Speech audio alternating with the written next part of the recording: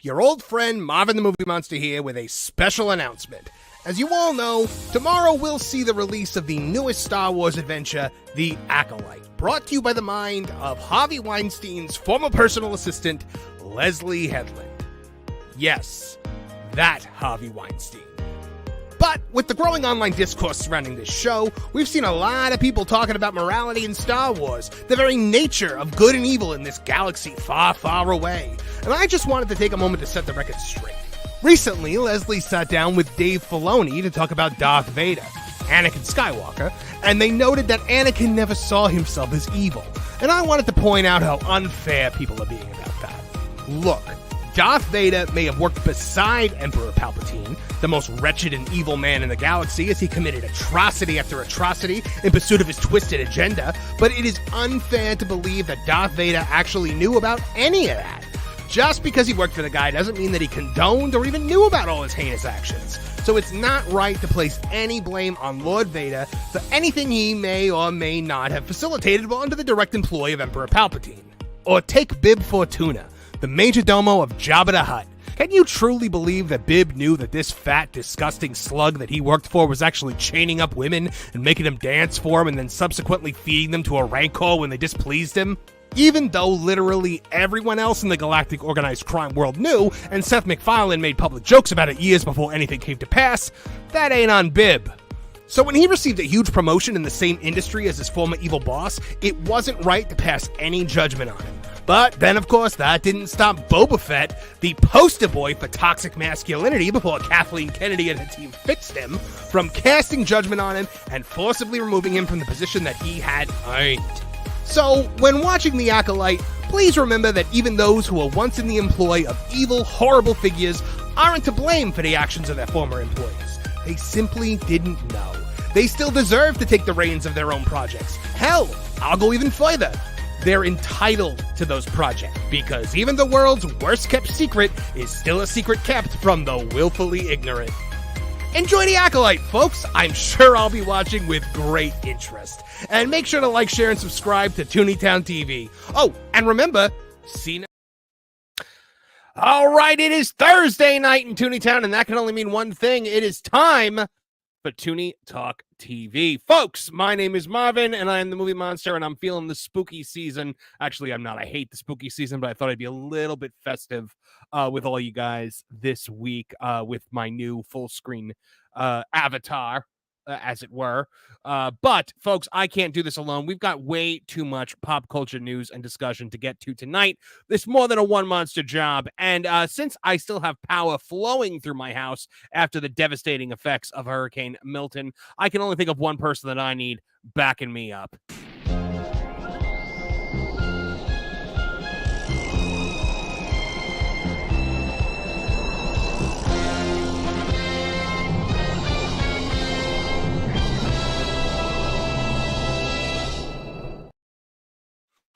Ladies and gentlemen, it is the one, the only, the Kevin Apollo. How's it going, my friend?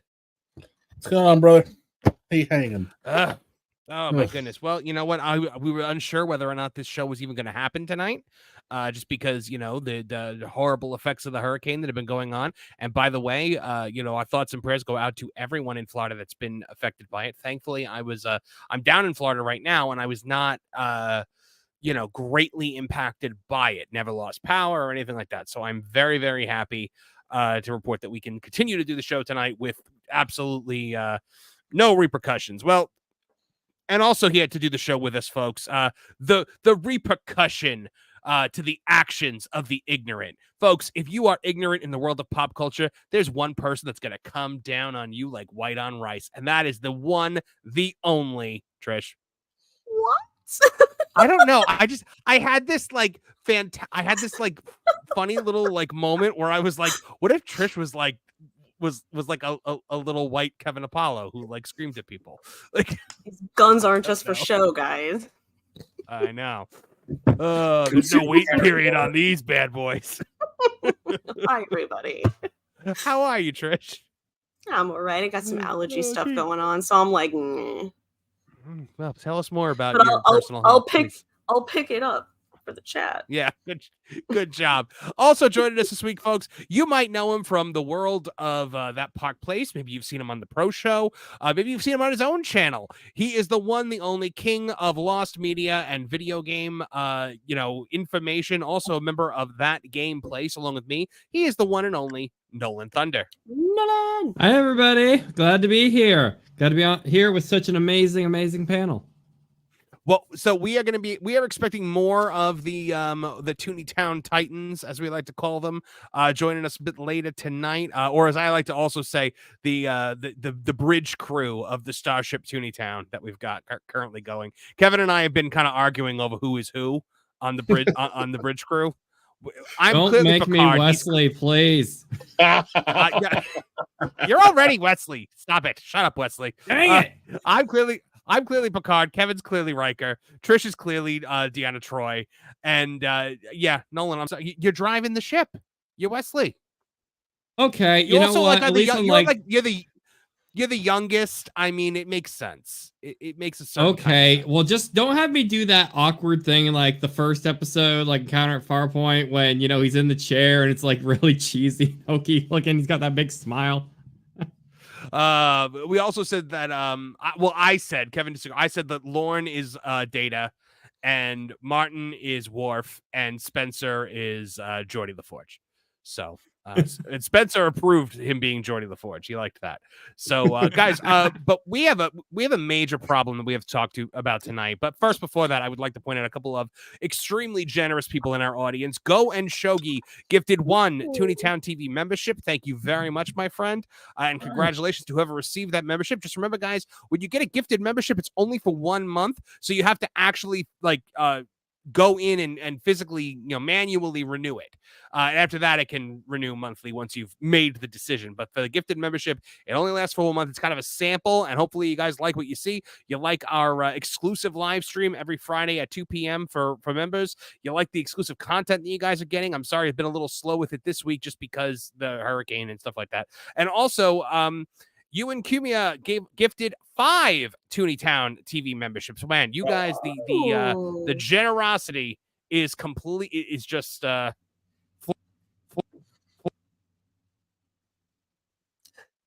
Ooh, do we just get an epic remix from Marvin? All right. Yeah, hold on. I have to read my mic. 1 second. He was starting to sound like those old Sparta remixes from like 2008. I got excited. Can you hear me? Yes, but it's coming in like a radio. Yeah. Now you're good. all right. Good. Sorry about that. I've got a fussy microphone tonight. So, guys, if you want to be a part of the show here tonight, just super chat along. We read all super chats aloud on the air. Ask questions, participate in the conversation. We want to hear from you guys. So, all super chats are appreciated. They help keep the lights on. They help keep this channel moving, no matter how small. From $1.99 up to, I think our highest one was like $300 one time. So, we appreciate every single super chat. It's so much appreciated. All right, but we have got a problem to talk about tonight, and that is toxicity. Toxicity in fandom. Because, guys, I don't know if you knew this. I was unaware, but apparently it's out of control, and it must be stopped. So How dare we? What I did know. Cavill do now? I will, Nothing. That Be a poor beautiful man. That poor man. Beautiful, beautiful man. Emphasis this on article- man.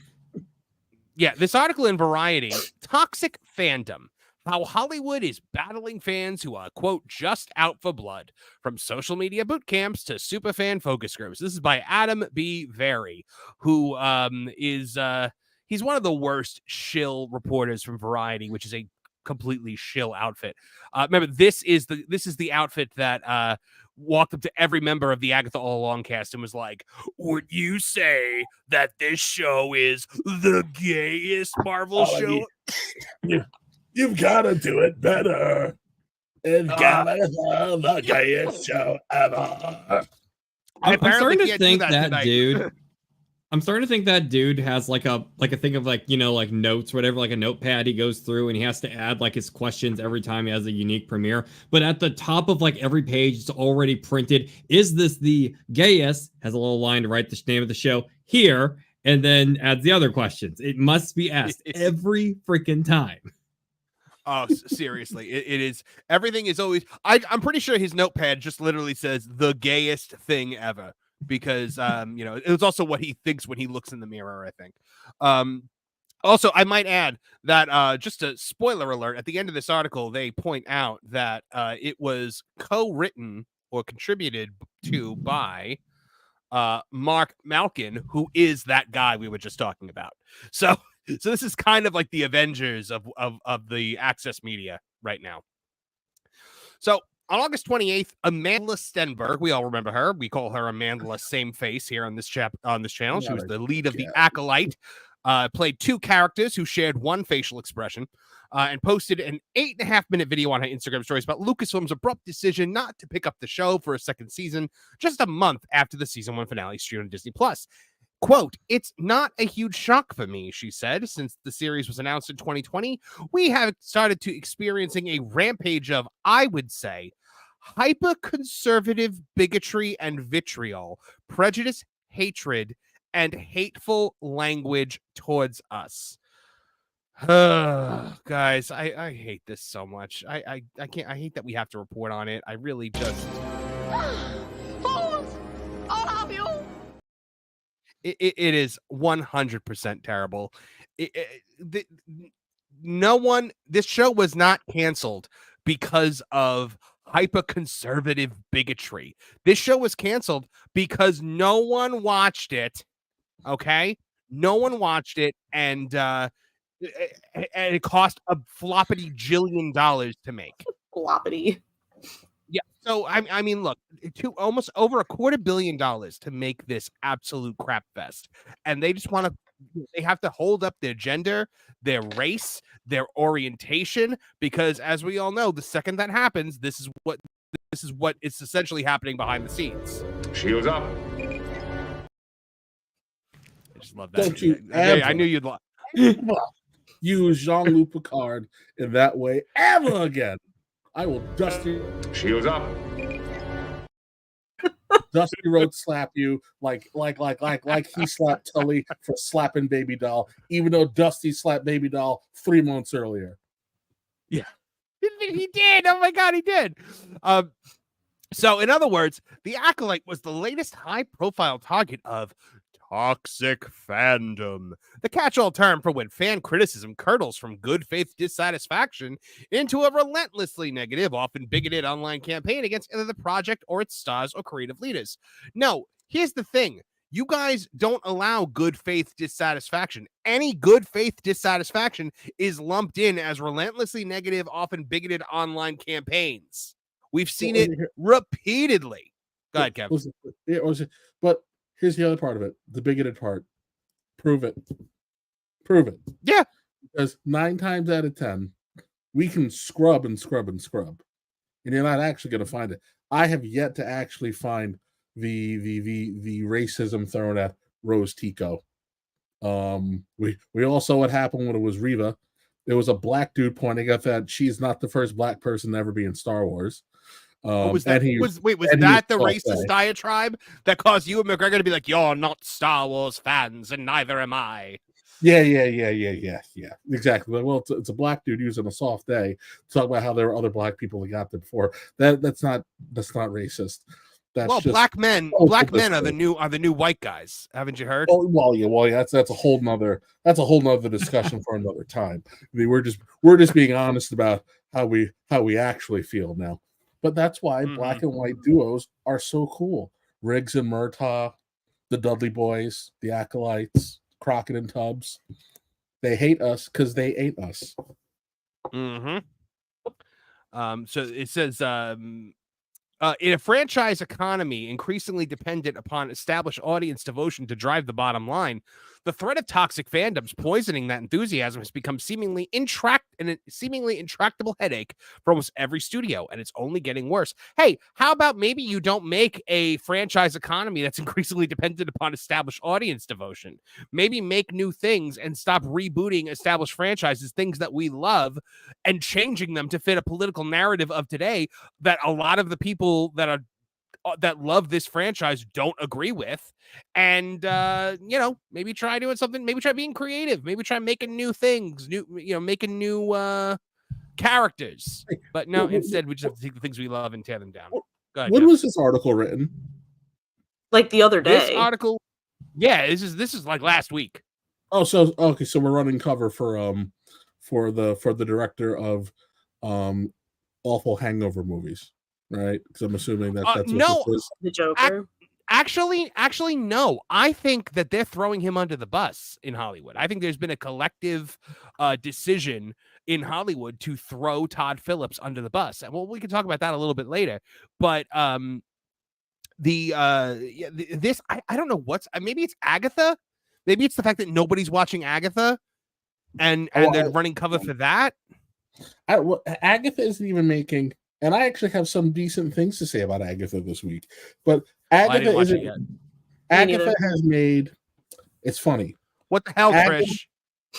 Sorry. Yeah, like Agatha is like kind of falling in this weird ambivalence section of fandom where like there aren't enough people watching it for anybody to really want to complain about it, but it isn't bad enough for anybody to rage out on it.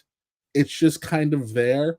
And I guess we got bored of writing articles about how it was a hit because they didn't waste a lot of money like the Acolyte did. Like this, it's objectively not a hit, yeah. But I mean, like the whole point also is that I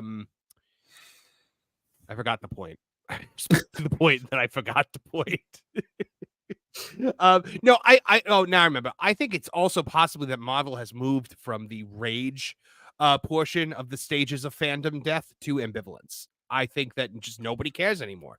It's no longer a surprise when a Marvel property is supremely virtue signaling and just caters to an audience that is not the Marvel audience.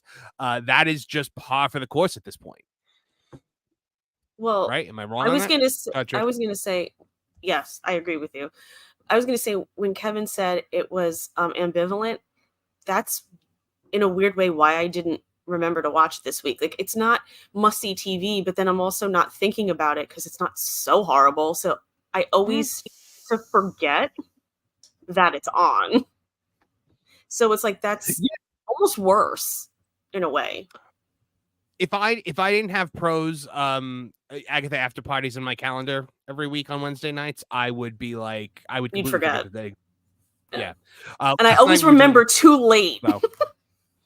Oh my God. Last night it was so funny. We went and we did hurricane. We were doing hurricane coverage last night. That wasn't the funny part. That was horrifying. But because we weren't talking about Agatha, we made Lorne leave the stream and go watch Agatha and then come back and report on it. And I think he thought more than just him. I think he thought Jonas was doing it too. And so when he got back and Jonas was asking questions, Lorne was like, wait a minute, it was just me that went and did this? And we were all laughing so hard. It was amazing. Oh, it was amazing. But yeah, based on everything, apparently another one of them died. I don't know. So it comes with the territory, but it's gotten incredibly loud in the last couple of years, says a veteran marketing executive at a major studio. People are just out for blood regardless. They think the purity of the first version will never be replaced, or you've done something to upset the canon of a beloved franchise, and they're going to take you down for doing so. Okay, a few things. They're not just out for blood. They want to be entertained, and they're not entertained. In fact, you've taken the thing that they love, the thing that maybe got them through some hard times in their life. You know, sometimes for a lot of people, I've heard that, like, you know, when things were rough for them, Star Wars was there, the X-Men were there, Marvel was there. They think of the purity of the first version will never be replaced. That's also not true. They're seeking the purity of the first thing to be replaced. They're seeking an extension of that, and you're not providing it. You've instead taken the thing that they loved and you've warped it to the point where it's no longer recognizable. It's no longer the thing that they loved, and you're serving it to them and saying, here you go, eat this. You have to like it or you're a racist. That's why people are mad. I can't with these people. It's insanity, right? Right? Nolan? Yeah. They ain't got a clue on how to make anything accurate to the source material. They just want to warp it into their own little play world. And if you don't like it, all of a sudden you're a bigot. It's stupid. And I sometimes wonder with these articles, like these writers, do they ever stop and just, I know this sounds generic to say, but look in the mirror? Because sometimes when I read these, I'm like, you're almost a parody in yourself. Like, even just using the term like bigoted, like that's used to mock you. Why do you keep using that word? Because if you're literally trying to show the other side, quote unquote, how different and how right you are, why do you use those little buzzwords to where you're not even going to take it seriously anymore? I've had times before where I don't consider myself like an extreme on the other end or anything, but there's times before where I've used the term woke negatively, and there's times where I would rather use a different word to kind of get my point across. I feel like a lot of these writers, they just stand on their hill and they just keep using the same point pieces like it's 2016, and it shows the lack of creativity and outside thinking these people really have. It's super simple. These people think that they are the cast and crew of the Enterprise when they are actually just the Borg. It is a hive mind of people going through space and appropriating and colonizing other people's IPs and joy and turning it into a drab, dreary, soulless extension of themselves. That's it. Evan, that's the best metaphor I think I've ever heard in my life of the state of modern society. Thank you. Well, and the extension of themselves, I think that's an interesting point to really kind of hop on, because creativity and imagination are dead in modern writing rooms.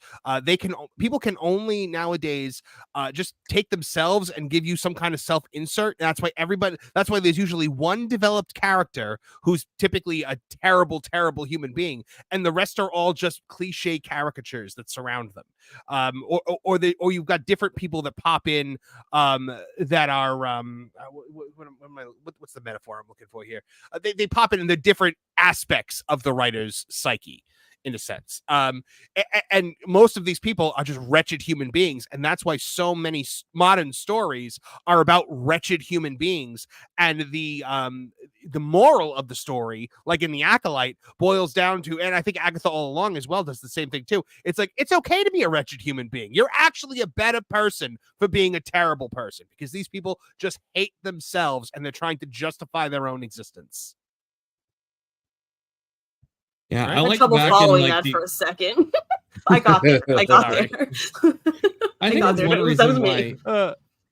I think that's one reason why so many people tend to cling to the villains and anti-heroes of yesteryear, like, you know, Harley Quinns, your Venoms, Poison Ivy. The Batman villains are a prime example, because when they wrote these, they were writing, you know, these great tragic characters, but at the same time, the writers still had the idea that, hey, don't do the kind of awful, torturous, maniacal, insane things these people do, because at the end of the day, they're still the villains. I feel like they're using these shows to justify their own insecurities and awful extremist views, and that does not do very good for our society. Do you think they ever, when they put out these shows, think like, hey, I'm making something about Star Wars or Marvel and stuff. And, you know, I know there's like old stuff like the Killing Joke that was aimed at more like adults and stuff. There was plenty of edgy 90s comic books out there. But when they make these shows, do they ever stop and think, you know, I'm making something with Batman or Spider-Man.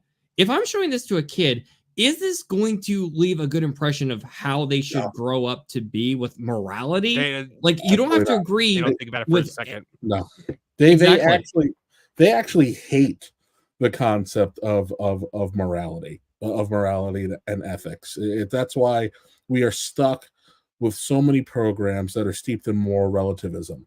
The concept of good versus evil, right and wrong, it to them it's very passé. And it's really designed so that you can excuse some of the most despicable behavior imaginable. Because no one can really be the villain if they're a victim. And what we've seen for the last 15 years is these people finding new and different ways to make sure they come in first at the self-victimization Olympics. They need a villain to justify why they failed. You are underskilled and under-talented to be in the job that you are in. That's why you failed. You do not have the life experience. You do not have you don't have the worldliness to tell the story you're trying to tell. This is why you failed. Oh no, it's because this kid over here is a bigot. When they sit down and they touch a property like a Star Wars or a Batman, first of all, they hate the property anyway, which is why they don't respect the lore and the groundwork or foundation other people laid, because they think they can do it better. And the Batman or the Luke Skywalker story, they're using them because they know that they wrote the story about themselves or whatever thing they want to pretend as a character, it would fail. So they have to appropriate the space to use the Luke or Batman or Superman as the veneer, as the glamour, and then tell the story that doesn't fit the character. And if you don't like it, you're the problem, because we are always the problem. If I am responsible for nothing and accountable for nothing, I can never actually fail. Yeah, you're right. Now, the article goes on to say sometimes toxic fandoms behave reactively. A House of the Dragon episode featuring 2 female characters kissing, and an episode of The Last of Us focusing on a gay couple were both review bombed. The practice of mobbing sites like Rotten Tomatoes and IMDb with negative user reviews, which gained mainstream attention following the premiere of 2017's Star Wars: The Last Jedi. Wow, that was a run-on sentence. But no, they weren't. This House of the Dragon episode, I can't even think of which one that is, because there was no major backlash against it.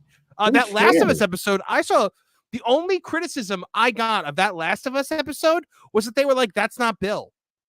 You took one aspect of Bill as a character, which is his sexuality, like his orientation, and you made it his entire character, and you made an entire episode about that instead of having him go on the adventure with Joel and Ellie that he goes on in the game. You kill off Bill before Joel and Ellie even get there. And you change the ending of the story so that he didn't actually have to have done anything sinister. But that's not review bombing. That is pointing out an objective truth. And again, anytime you show these people the truth, anytime you hold them accountable, anytime you say anything that's contrary to their narrative, they react like freaking Dracula to the cross. You just showed Mumra his twisted reflection, and they lash out, whine, and cry, and run away. Well, you know what? With the Last of Us thing also, the reason why everyone knew it was virtue signaling was because, one, you completely changed the course of the story. If Bill's partner in the game had been a woman, they would have just done the story as it was done in the game. But they were like, oh, a chance to tell a full gay romance, but we can't have them end toxically, because in the game, Bill's boyfriend, or husband or whatever it was, leaves him and then dies and leaves him a letter that's like, I hope you die. And they were like, oh, well, we can't have a gay relationship end like that. We have to just do something completely different and make it charming. Everyone saw through it immediately. So if there was any backlash, that was it. It was just, this isn't the character. You completely changed the character. And as far as House of the Dragon, nobody has cared. I mean, there was a whole thing about a marriage where she marries the the one guy, the Valerian, who's gay, to hide that he's gay, and nobody batted an eye at that because it was a good story. Just as frequently. I'm sorry, I was going to say the House of Dragon too. It's like, well, they changed the race of the Valerians, and no one really cared because no one cared because they found a way to weave it into the story in a way that it made sense for what was happening. And they addressed everybody's question. If you do this, there's no way that you can do what you've done with this particular kind of a story, which was, her kids cannot possibly have been half black because, they are as pure as the driven snow. They were a bunch of little Snow Whites running around. I like that. That's it. They worked it into the story masterfully and gave you that awesome scene at the end where his brother states the obvious that we've been ignoring for 5 episodes. Right. It's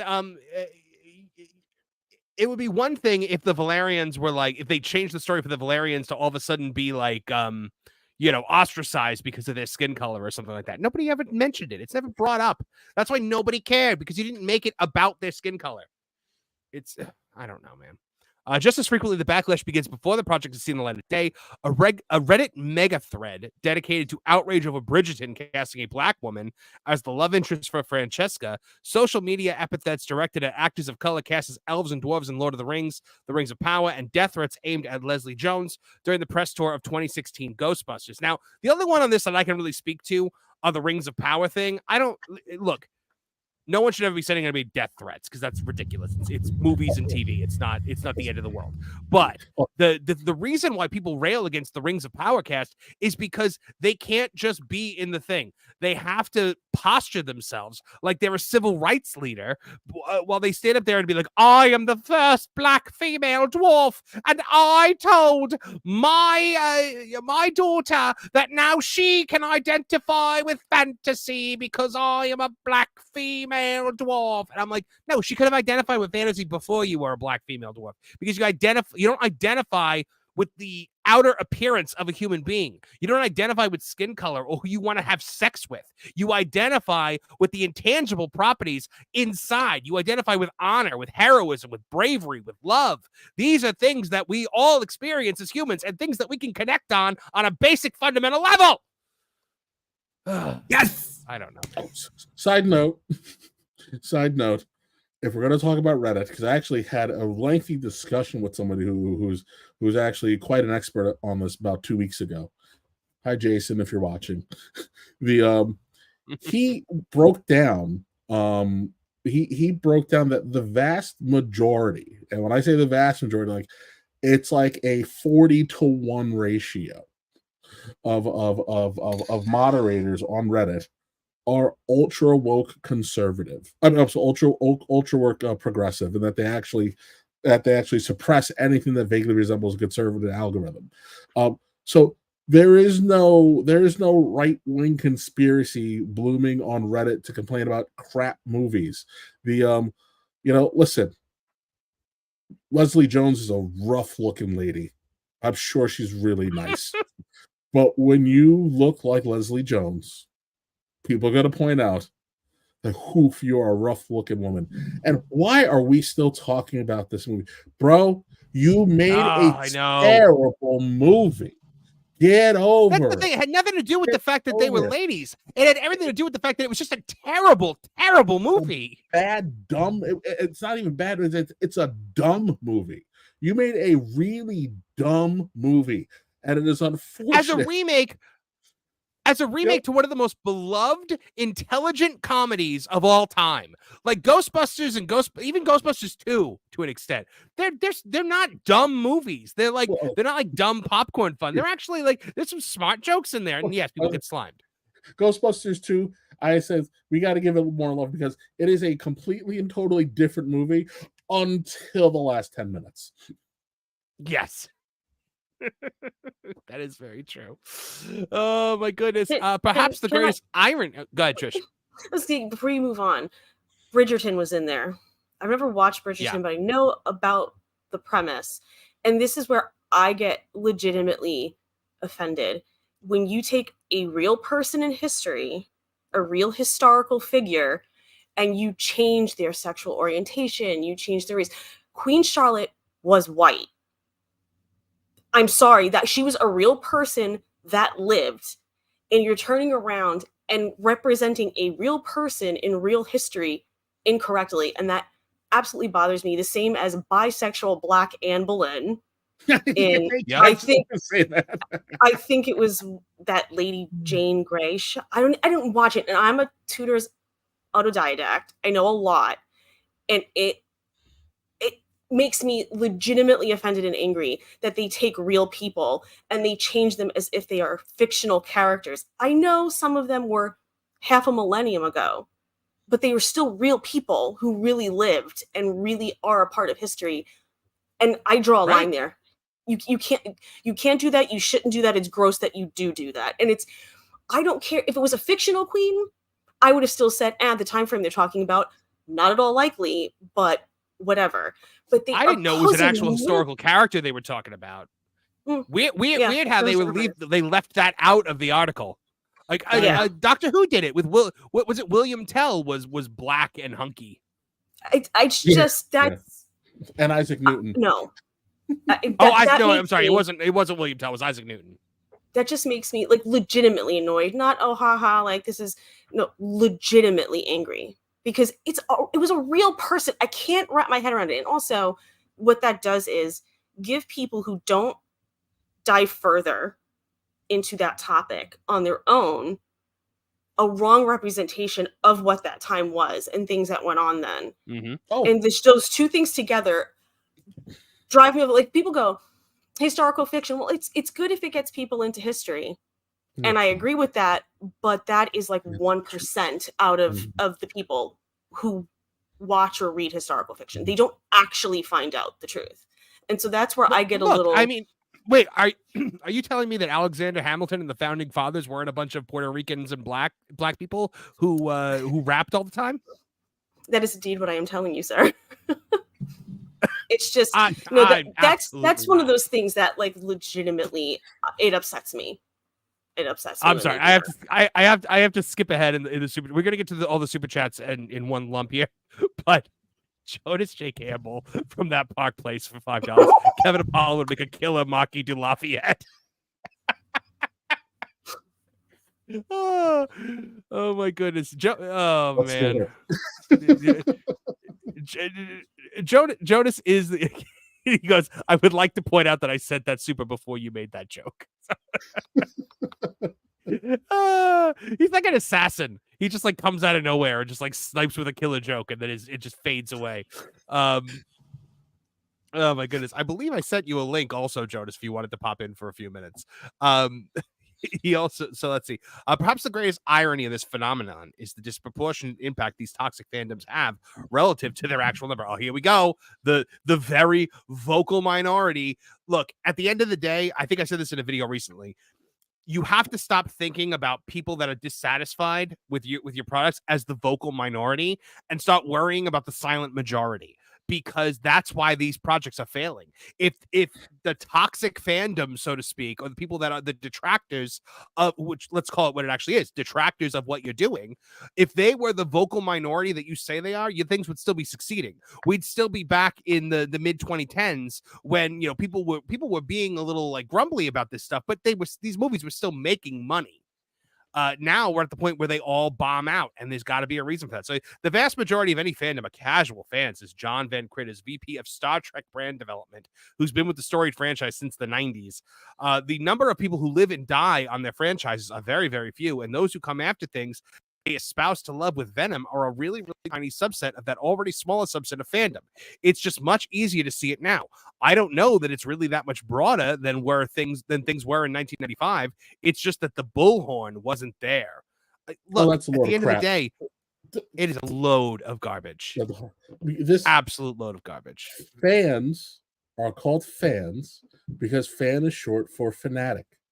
This has been happening since the days of the Bard, but in particular, Conan Doyle, where fans were so loud and so vocal about one specifically the death of Sherlock, and then the non-Conan Doyle Sherlock stories, that they had to beg the man to come back because they were almost rioting in the streets. This is not something that's new. Also, too, I don't know who this hack is that they dug up from '95, but we need Star Trek fans.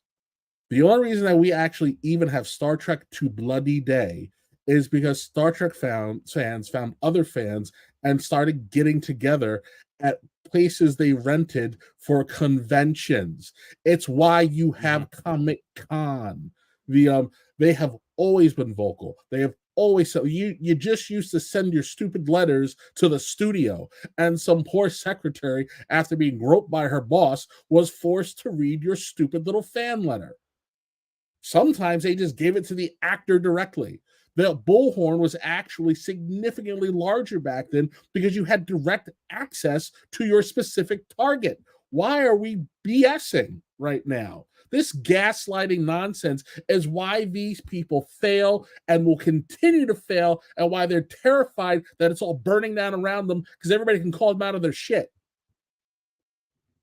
Yeah. I want to start You're like right. a slow You're clap for that. Yeah, no, that was an epic rant. It was. I was a big fan of it up until you dropped a curse word at the end of it. But Sorry, I forgive you. I know. I know. Look, action required. It's still my favorite joke that won't die. I love it. I love it so much. I love it on a week where we have no Bo DeMeo stuff. For some, combating that bullhorn amounts to acting as if they can't hear it, particularly when it's a negative, toxic conversation. We don't even engage, says TV marketing executive.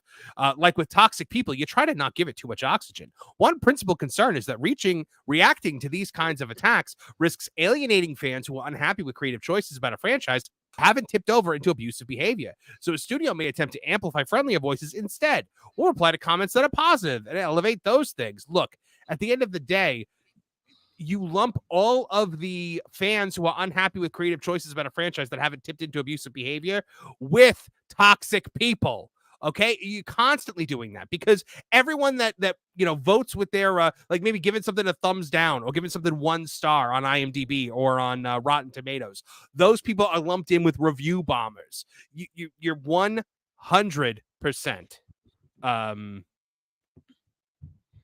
Yeah, I'm sorry. My rage is blinding me. Well, why can't we discuss the critics too? Because we get it. These people are paid shills. The days of Siskel and Ebert are long gone.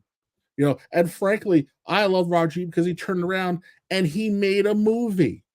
He was like, "You guys are incompetent. I'm gonna go make a movie." And you could say what you want about Beyond the Valley of the Dolls. It has a very special place in cinema history. But the man turned around, he put his money where his mouth was, and he made a movie. So that when he gave an opinion on something, it was earned. And there have been times where they, like case point, when they eviscerated Ace Ventura. I think they actually said it was the worst movie ever made. They were embarrassed they had to watch it. And then turned around the first one later. Yeah, it turned out 3 years later, said we made a mistake. We didn't understand what we were seeing at the time. None of these people would do this today. They need to make sure that they have their access. They'll throw whoever they need to throw under the bus. They'll take whatever their nonsensical BS principled stand is, and even though it's the same generic nonsense, this could have been written by any monkey, and this could have been from Esquire, this could have been Variety, TV Guide, of IGN. The amount of grammatical errors actually tells it was probably IGN first. So it's like you can't even be original in your criticism. This is as vapid gets. Yeah. Nope, you are 100% right. You are 100% right. And it continues on. Still, toxic fandoms have grown so pernicious that they become a fact of life for many, and so powerful that while talent executives and publicists will privately bemoan the issue, fear of inadvertently triggering another backlash kept several studios from speaking for the story, even on background. As one rep put it, it's just a lose-lose. Yeah, how about the fact that you have to cater to your audience and you're not doing it and you're getting called out on it? That's not toxicity. That's the consequences of your actions. those who did talk with Variety all agreed that the best defense is to avoid provoking fandoms in the first place. Oh, well, I would love to see them start putting that advice into work, because they're doing nothing but provoking the fandoms. In addition to the standard focus group testing, studios will assemble a specialized cluster of superfans to assess possible marketing materials for major franchise projects. Look, they did that with Rings of Power, and it was a bunch of like TikTokers who, were all just virtue signalers, and none of them even watched the show. The super fans aren't even fans. Exactly. They grabbed a bunch of paid TikTokers who have never even seen the original product. And they tell, here's your money. Go. This is the opinion we need you to give. And they're going to Yaz Queen it up so they can walk out and make sure that they get another paycheck when they get summoned again. We saw this with the disastrous relaunch of new G4. It was filled with a bunch of people who didn't even play video games. Absolutely. It was and you had Frosk who tanked the entire network. Yes. I had to, because I had to give you a yes for that, because there's never been a better representation of what you're talking about than the new G4.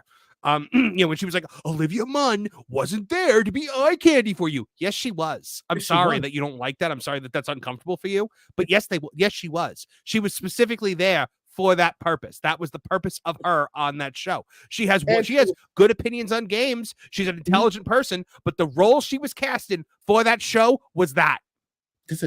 People loved Olivia and Morgan because they were hot, because they played the games, because they told the jokes, and they were in on the joke, especially Olivia. They tanked the 100%. Relaunch of G4 so hard. They literally got Scott the Woz to be in segments on the channel, and that still couldn't save it. That's how bad the G4 relaunch was. It was how bad it was at the end when they realized that, one, there was no one actually watching it, let alone anybody who was straight and or male, that they had to beg Amaranth to come on, and they started throwing hot dogs at her. What? Yeah. Yep. Catch the hot dog with your mouth. Like that was supposed to, like 13-year-old boys still fall for that. I know. The internet is a thing. They've got things way worse right at their fingertips. No one is appreciating the subtle art of that kind of Howard Stern behavior at this point. That sounds kind of like something. Insiders... Timing. Go ahead, Trish. I was gonna say that what Kevin just talked about sounded like something Dan Schneider would make Ariana Grande do. Oh my God, you're so Nickelodeon right. show. I'm just saying. Because can we now? Because I have kids, I watched Victorious and all that stuff, and I'm like sitting and watching. I'm like, this joke can't be what I think it is, because this is a kid's show. It is though. And then to find out that it was, I'm like, oh my God, all the Waz jokes and the someone always looking through a peephole and just always an excuse to put someone's feet on camera. What? I still want to know why the Nickelodeon logo was a foot. Mm-hmm. Yeah, like literally the huge sign. It was one of the many. It was one of the many Nickelodeon logos. But yes, who knew that Dennis from Head of the Class was going to grow up to be such a menace? Oh my goodness! Well, look, what do we know about Hollywood? Hollywood is ripe with perverts and people who enjoy the company of people that they should not enjoy the company of. And those people get involved on these large-scale productions, and they start inserting their perverted proclivities into the media that is consumed by the people they are trying to prey upon. There's a lot of P words there. I'm sorry for that. I think it's Shirley Temple. It reminds me of the clip of Shirley Temple. I wasn't allowed to use the one... I couldn't use the one P word that I wanted to use because the YouTube algorithm would have hated me for it. Yes, but you all get what I'm going for. This. I overcompensated by using like 12 other words to start with P. The YouTube algorithm forces you to be like Dr. Seuss with all your terminology. You just have to come up with new words, basically. Look at this. Several studio insiders say they often put their talent through social media boot camp. In some cases, when a character is intentionally challenging a franchise's status quo, studios will, with the actor's permission, take over their social media accounts entirely. Assuming direct control. They are just over Your the social media is mine. Yeah. Oh my God. Especially involving threats of violence, security firms will scrub talent information from the internet to protect them from doxing. I mean, look, you're putting them in this position. You threw Moses Ingram out there specifically to court this behavior, because then once somebody says that one stupid thing, Shields up. the shields go up. Have you I guys can't noticed stand it. that the terminology and the language they use is very war related, or some sort of battle or combat? They're like, well, the defense is, or what was the thing that we just said? It's escaping me, like losing my memory. Oh, it was the boot camp, putting them through boot camp. It's like, why are you talking like this is a military coup and you need an army to back you up? And also, I enjoy that their defensive play is what they should just be doing. Well, we'll defend against everything by making the stuff they like. It's like, you're supposed to be doing that anyway. Like, why is that a defensive move? That's your job. No. But that's not the job they want to do. They want their job. Like, look at the staff at Kotaku, for instance. Their job is to review video games and write video game guides, but that's not what they want to do. They want to be ground soldiers in the culture war, and they want to be political activists. So that's what they do, and nobody says to them, hey, stop doing that. That's not what you're supposed to be doing. Remember what Nerdist used to be? Remember what IGN used to be? Oh yes. I missed when the only thing we complained about with IGN was the Sonic reviews. And now we have to complain about the fact they won't even review Lollipop Chainsaw. Like, really, guys? You're a gaming company. You can't review a video game? Is it that hard? Did they refuse to review Hogwarts Legacy? I think I want to say they did. I believe they threatened to, but I think they did anyway because they had no choice because the game was just yeah, no, I get what you're saying. They Shaggy just made Phil sure to 73 lambast became everybody the entire time. Yes, Shaggy Phil 73 became a member of the Tooney Town channel. Thank you, Shaggy Phil. Welcome to the family. We are proud to see you here. He also says, "Why does Hollywood pee in my Cheerios? I don't go to Broadway and demand a straight guy be cast in West Side Story." Yeah, I need more straight representation on Broadway. When you're a jet all the way.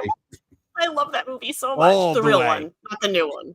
Just to be clear. Not the Rachel Zegler, not the Rachel Zegler one. I said the real one too, like the real one. Yeah. If you guys get bored, look up Anthony Cumia's rendition of When You're a Jet. Oh no. James T gifted 5. Gifted 5 Tooney Town TV memberships. Thank you very much, James T. I also gifted another 5. So welcome to all of our new members. We've gotten 15, 16, 17 new members tonight already, and the night is still young. So very much appreciate all the generosity going on. I hope you guys enjoy the membership and get the most out of it. Yes, Kevin. You know, Duke's name was this close to being James T. Oh, as in James Tiberius? Yes. James Tiberius Apollo. Oh man, Tyler Galansky, member for 1 month. Hey, I watched Agatha, and I'm not a nobody, and I like the show. That's perfectly fine. I'm happy if you like if you liked Agatha, if you even like the Acolyte. I'm happy for you, man, because it is it's way more fun to like something than it is to hate it. And I'm not here to poo-poo on anybody's opinions on entertainment. It's subjective, it's personal, it's your opinion, and I honor you for it. I'm just giving my opinion. We're all giving our opinions. Sometimes our opinions bounce into each other. I think when we said nobody was watching it, we meant in the like there's not a huge amount of people watching it. That's what we meant. So no, yeah, anybody was saying that you were nobody. Tyler Galansky for $5 also said, did Mrs. Apollo put a foot down and told Kevin he can't be wearing tank tops to hide his sexy bareness? It's odd to see him coming. Is that actually what happened? No. I was actually pointing at the next one about the baroness. Oh. No, I haven't had time to go to the gym, so I haven't been in gym clothes. Oh, that makes sense.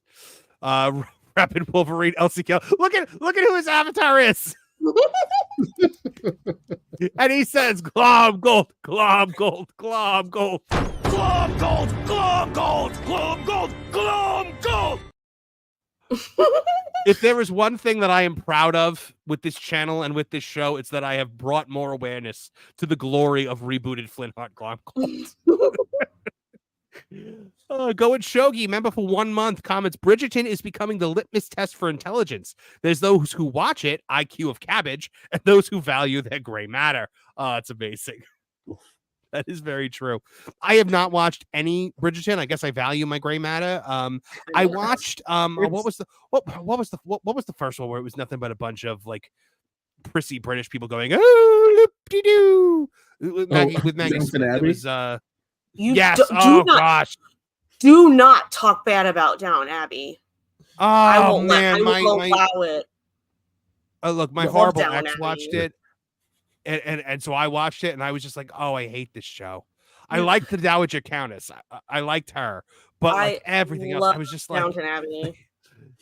Family Guy did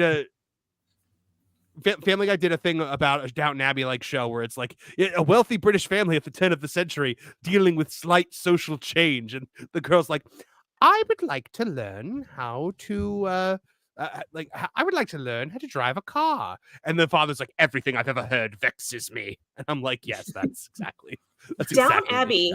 Downton Abbey is good to the point that the movies are good. If you like Downton Abbey, there's a really huge chance I know there were movies.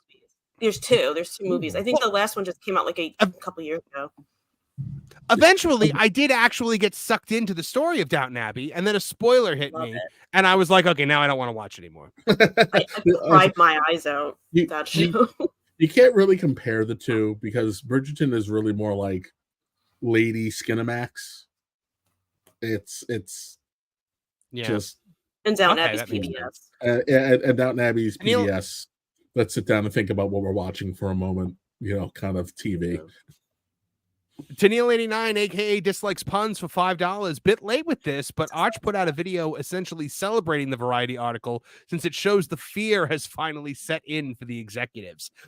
That is a good point, Tennille. It has to actually be starting to grate on them because now they're seeing everything failing and they want to babyface themselves, to use some wrestling terminology there.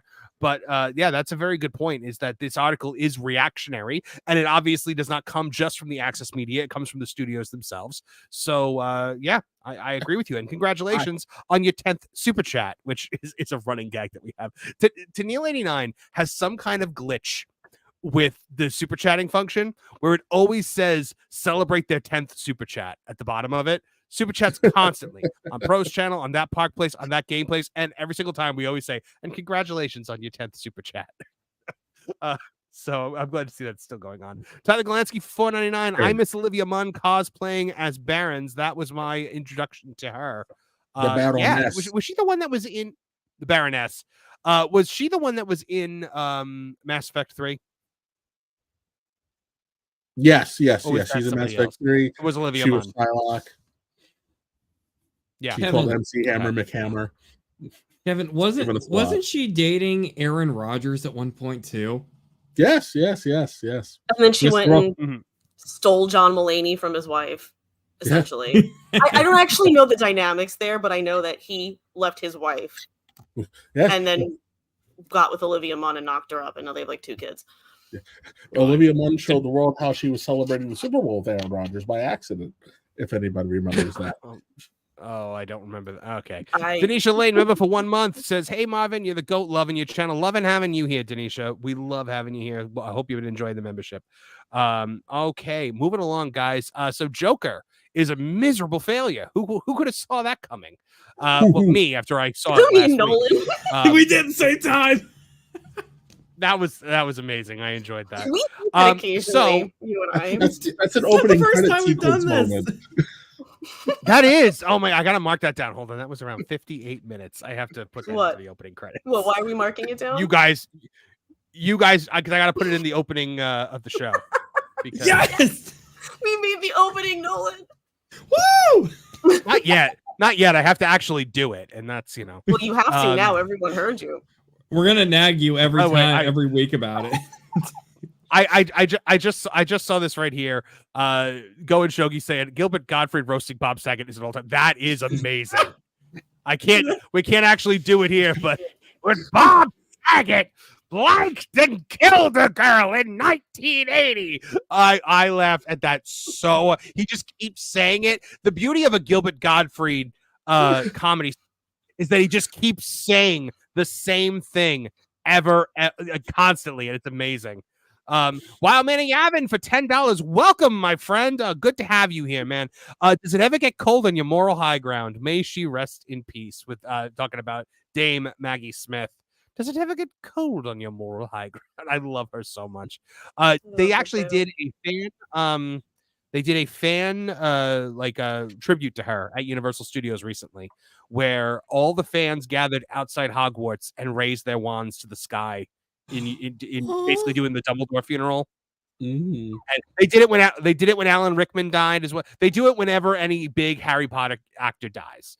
That's actually That's actually changed the movies in a way that I like better than the books, because that's not in the the books. Why would they do in the?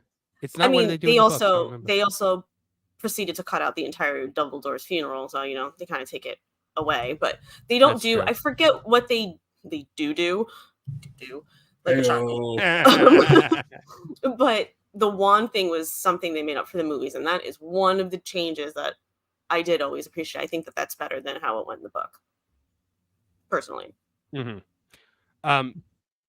So also the Rabbit Wolverine LC Kill 17 for $2 says, I changed my pick to honor you and all of you guys. Thank you very much. We appreciate you here. And Flintheart Glomgold appreciates you as well. That gets one more. I defeated Scrooge McDuck! We were on the same team! Lamar comes on. Same team. We are on the same team. I love it so much. I do have a new Glomgold this week. So for this is one of my new. I was waiting for the right opportunity, but all I do is win, no matter what. Got money on my mind. I got money on my mind. It's a two. Everybody hands go up, and they stay there, and they stay there. I love him so Did you much. edit in the song, or was that actually in the episode? No, that was in DuckTales. Seriously? That's amazing. Yes, that's in the episode. That actually happens. But anyway, so Joker's opening weekend was an absolutely abysmal failure. How abysmal? Morbius abysmal. But worse. Morbius abysmal actually would have been an improvement. It actually did worse than Morbius in its opening weekend. It really did. This was $1 billion movie, guys. $1 billion. I'm not surprised it didn't do well, but I'm surprised it didn't do well that badly, if you feel me. Like, I didn't think people were really going to go see it, because I think everyone was on the same page about it not needing a sequel when it first came out. Mm-hmm. But the fact that it's below things like Morbius. Is it Morbius? Did I just say it right or wrong? Morbius. No, Morbius. Yeah, Morbius. Okay, I got it's below Morbius. Right. It's below Morbius. It's below the Marvels. Is it below Madam Web? I think it's below the Marvels. It's below the Marvels. Yeah, it's below the Marvels opening weekend. Hold on, let's see. Madam Web. Oof. Opening weekend box office. Domestic. Let's see. Madam Web. No, Madam Web brought in 15 million. So Madam Web is still for. It does have a worse cinema score than Madam Web, because it's the only superhero movie ever to get a D on cinema score. Does that include Batman and Robin and such? Yes, Batman and Robin's a C+. Madam Web is a C+. Yeah, I remember going to the movies and seeing Batman and Robin and being like, "What in the hell is happening? Why am I here?" But loving every minute of it too. It's such Tooney a great TV cameras to watch. Just saying. Tooney Town TV cameras caught up with David Zaslav after this weekend. Money. That happened about 8 months ago. Yeah, it wouldn't be that much. It wouldn't be that much in there to begin with. Man, no. So did we talk about the DC effect last week about the problem with giving directors complete creative control after a successful venture? I saw your video, but I don't think we talked about it. I like that you Oh, we watched. thought we can because we made fun of Patty Jenkins. We did, yes. But I mean, the list of examples is kind of amazing. Like, I don't stop and think about it, but then when you were just like going this one, I'm like, wow, it really does happen a lot. Yeah, so you look at what happens is Warner Brothers has no idea what to do with DC. So when they find someone that they think understands what to do with these characters and this universe, they throw millions upon millions of dollars at them, and they give them unrivaled creative control and let them just go nuts. And you saw, while also still having to appease the producers, which is why we got the Octo Spider and the Polar Bear. Right. Well, so you look at 1989 Batman, Tim Burton. Now, I don't think Batman Returns is a bad movie, but it is more a Tim Burton movie than it is a Batman movie. Would you agree with that? I mean, it is the epitome of being a Tim Burton movie. But so is Batman 89 though. They're both listen, if you are a Batman fan, other than you got to see Batman on the big screen and in a dark costume, you should hate Batman 89. You just should. You just should. Yeah. Other than it's like, oh my god, it's Batman. But like the Joker kills Batman's parents. There's just Batman kills the Joker at the end of it. Yeah, there's just so much. Well, you know what? The Joker, when the Joker first showed up, the Joker died every single time he appeared. It's why he always died in his animated series episodes. And like we're talking very definitive deaths. And then at some point in time, they just started going in the last panel of the book. Oh, but then the ambulance suddenly crashed. Or we opened it up and he was no longer there. Look, we mentioned Batman, and that means there's only one person that we have to bring in. I have shown the symbol up in the sky, and joining us now from the land of that park place, the one and only Lorne Connor. Lorne! Hey guys, how you doing? Look, we love you, Lorne. We need to have like a one-liner when you pop on the show, like Norm from Cheers, where it's just like, how's the weather out there, Mr. Peterson? Oh, it's a dog-eat-dog world, Woody, and I'm wearing milk-bone underwear. But yeah, we're talking about how Warner Brothers has this affinity for when they find somebody who they think understands what to do with DC, since they don't know what to do with it, they give them unrivaled power and creative control. We saw it with Tim Burton. 1989 Batman was a Batman movie more so than Batman Returns was. Batman Returns is a Tim Burton movie. We saw it with things like the cats giving Catwoman 9 lives, the Penguin being a sewer monster, the penguins with the rockets strapped to their backs. It's I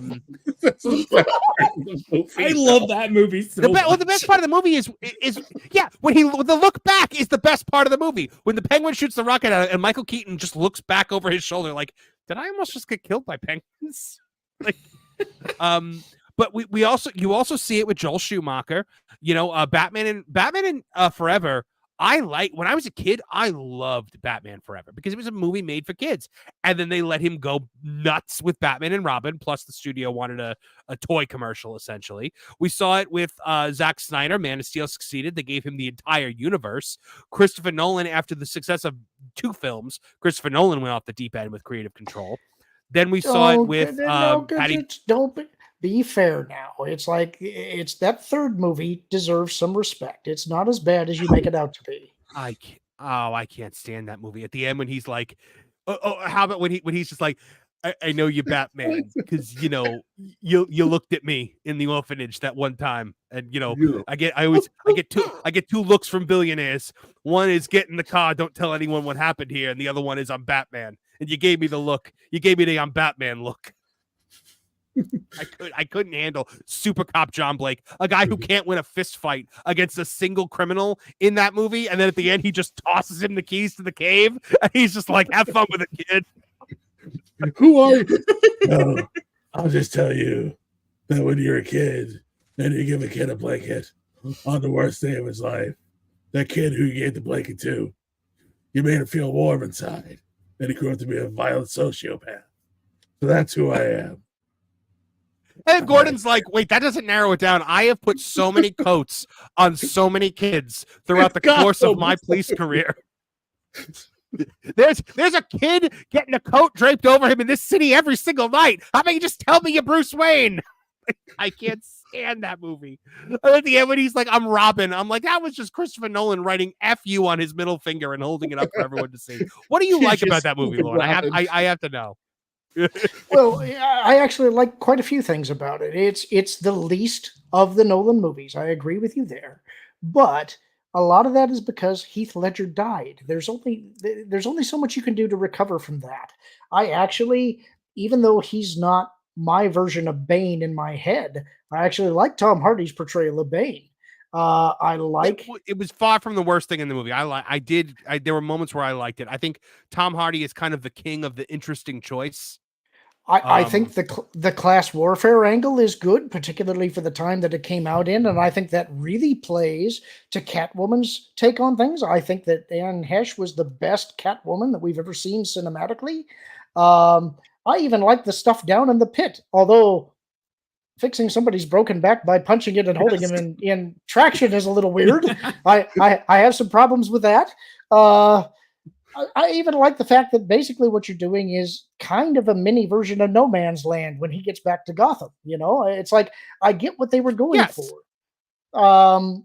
But I think a lot of the reason that it turned out the way that it did is because he couldn't tell the story that he wanted to tell because Heath was gone. And so I give him a little bit of a handicap for that. I think that he actually earns a little bit of goodwill for pulling out what he did because he didn't have the tools that he needed to pull it off right. I mean, the twist that I hated more than anything was, I am the daughter of Ras Al Ghul. And I was like, no, you're not. Like, Bruce should have been sitting there with the knife in his ribs being like, oh my God, we totally had sex. Like, how is this part of your revenge plan? Well, is it silly? Yes. But I mean, all comic books are soap operas for boys. And that's basically what this movie is. It's just a little bit more soap opera-ish than what the other ones were. And so I don't begrudge it going where it went. It's like, it's not the comic books. That's obvious. But I like what they did with it. And I will say, and I know Kevin will back me up on this, Heath's portrayal of the Joker was so iconic that when they did the New 52, they made Heath's Joker the Joker in the comics. And I was never able to read the Joker after that without hearing Heath's voice. And because of that, for me, that's my Batman. Keaton always had been. I loved the Burton Batman movies, but Nolan blew them away for me, and that will always be my Batman going forward. They will never top it for me. I thought Batman Begins is my favorite Batman movie. I think it's the one movie where they actually kind of captured the essence of the character. The Dark Knight, I think, is a great movie. I have some issues with the portrayal that Heath Ledger did, just because there was no joy in it. Like, it was a very earnest performance, which I don't think is the worst thing in the world. But at the end of the day, it's not my cup of tea for how I like my Joker. But you know how I really don't like my Joker is the way it was portrayed in this movie, because it was not portrayed in this movie. So in keeping with the point, to hear Todd Phillips tell it, it's not the Joker. Well, yeah, no, absolutely. That's what we're about to talk about. But I wanted to put one more out there because it's the worst one. Patty Jenkins made Wonder Woman and made a lot of money, and then they gave her the keys to the kingdom, so to speak, and a lot of more money to do Wonder Woman 1984, and that movie is putrid. The fact that she turns Diana into a sexual assailant, notwithstanding, it's go ahead, Kev. You know what's super baffling about that too is that Patty Jenkins had major problems with the first Wonder Woman movie. They had to bring in Jeff Johns and Zack Snyder to save that movie. And they still said, go do what you want to do. It made $1 billion. Yep. Because Warner Brothers is stupid. So now everyone's wondering, whose fault is it? And I think a lot of people are pointing to Todd Phillips. Apparently he had full creative control. what's his face? James Gunn was sending notes, and apparently he did not take a single one of the notes, wouldn't even look at them, wouldn't take his phone calls. He knew what he wanted to do, and that was that. The musical aspect absolutely kills the movie. I think he got some pushback on the musical stuff, and he would not be denied by that. And the problem with the music, like somebody compared it to The Wizard of Oz, which is one of the greatest musicals of all time. You look at the songs in Wizard of Oz, Somewhere Over the Rainbow, a declarative statement. Follow the Yellow Brick Road literally moves us down the road. The If I Only Had a songs, those are introductions to these characters. The songs in Joker do nothing. They're literally just a break so that Todd Phillips can play a song that he likes. And sometimes they're sang with like Broadway bravado, and other times they have the cadence of Will Ferrell in Elf going, I'm singing and you're my dad. Like it's just so wildly it's a terrible movie. So apparently also Joaquin Phoenix had a lot of creative input. He the whole thing was based on a dream that he had. Sorry, Trish, what were you about to say? Oh, it was okay. I was just gonna say that rightly or wrongly, part of me is like thinking maybe he didn't pay attention to James Gunn's notes because he's not looking at this movie as being in the same world as James Gunn's. So it's like I can't decide. That was James Gunn. I think I'm just saying I can't. I'll give him the benefit of the doubt and say like he was trying to be helpful or whatever. But at the same time, there's a part of me that'd be like, well, who asked you, James Gunn? Like the other people, I understand a little bit more. You know, no, he's the head of the studio. He's the head of the studio. He does get a say in these things. But he wasn't when this started, and it's not connected to anything he's doing. So there's a level of that where I'm like, I get it, and there's another level that's like, just write this one out. No one's looking at it the same way they're looking at all the stuff you're going to do. But you know they are though, Trish, because it's what everyone's talking about right now is DC movies. Oh, another DC flop, and that is the last thing they needed going into the relaunch. But they established from the beginning this is not in the same thing. Casual fans don't know. Casual fans don't know that. Well, I mean, that's their problem. Like, I'm sorry, I don't mean to be rude about it, but like that's their problem. I would say I don't buy that, and that is a BS narrative. Because casual fans are not stupid. I don't know why we keep pretending that casual fans are stupid. They never have been. They can process the fact that a new actor is James Bond and that the story is not continuous, but it is related. It's my massive irritation with Marvel. Oh, we can't recast this person. They can't follow. Well, so they're either smart enough that they can follow a story thread through 12 movies, but they're not smart enough to process to change actors. These people know. If you saw the first one, it was very clear. This Joker is not the comic book Joker. It is not the DCU Joker. This is a guy. This is a guy who has something extraordinary happen to him that makes him the Joker, but he is not the Joker. So for certain outlets to turn around now and say that, it's extremely disingenuous. At the end of the day, hey, I get it. You didn't want to make this movie. You made it very crystal clear. I don't want to make this movie. I don't think we should make this movie. We all know how this works. The studio gets one, you get one. You made by accident, right? You made the single most profitable movie in the history of movies, right? The movie cost nothing to make, and it just printed money because you, at the time where we were in, right? It was the summer of love. You accidentally struck a chord with young, disenfranchised males. Doesn't matter that they were black or white. It was young, disenfranchised males who had the last roughly 10 years being told they were worth less than dirt because they're the most vile thing on the planet. The movie struck a chord. It resonated. Again, you didn't have to make it, but when they gave you the Brinks truck, the key to the Brinks truck that they backed up to your door, you made it. You then, at some point, had to come to grips with the fact that you had a fiduciary responsibility to honor your commitment to the studio. And instead, you chose to write a movie that was either designed to either own or lecture the chodes because they didn't get what you thought they should have gotten out of the first movie, and now you have a financial disaster for a company that doesn't have money to lose because it never had any to begin with. They're $40 billion in the hole. 40 billion. Fathom that amount of money, honestly. No, you know what, guys? That was a good argument. Trish, you've turned me around on this. I agree with you. I agree with what you said. I'm legitimately proud of that. Thank you. I love Wild Man of Yavin. Who is this Trish? I agree with much of what she says. Thank you, sir. I agree with me too. What was that, Lauren? One thing I think, though, is that you're right. They have a tendency to give control to the whole kingdom to one person. But I prefer that to doing it by committee. I think that's what Star Wars needs to do, is they need to get somebody who is a creative visionary, who understands the property, and who, right or wrong, is responsible for what they do. Because that's somebody you can hold accountable. And like it or not, they will have a vision. When you try and have all kinds of people come in and throw what their vision is together and make something into this rancid kind of soup, nobody's responsible for it. But you tank the whole thing because there's no vision. There's nothing that unifies and holds the whole thing together.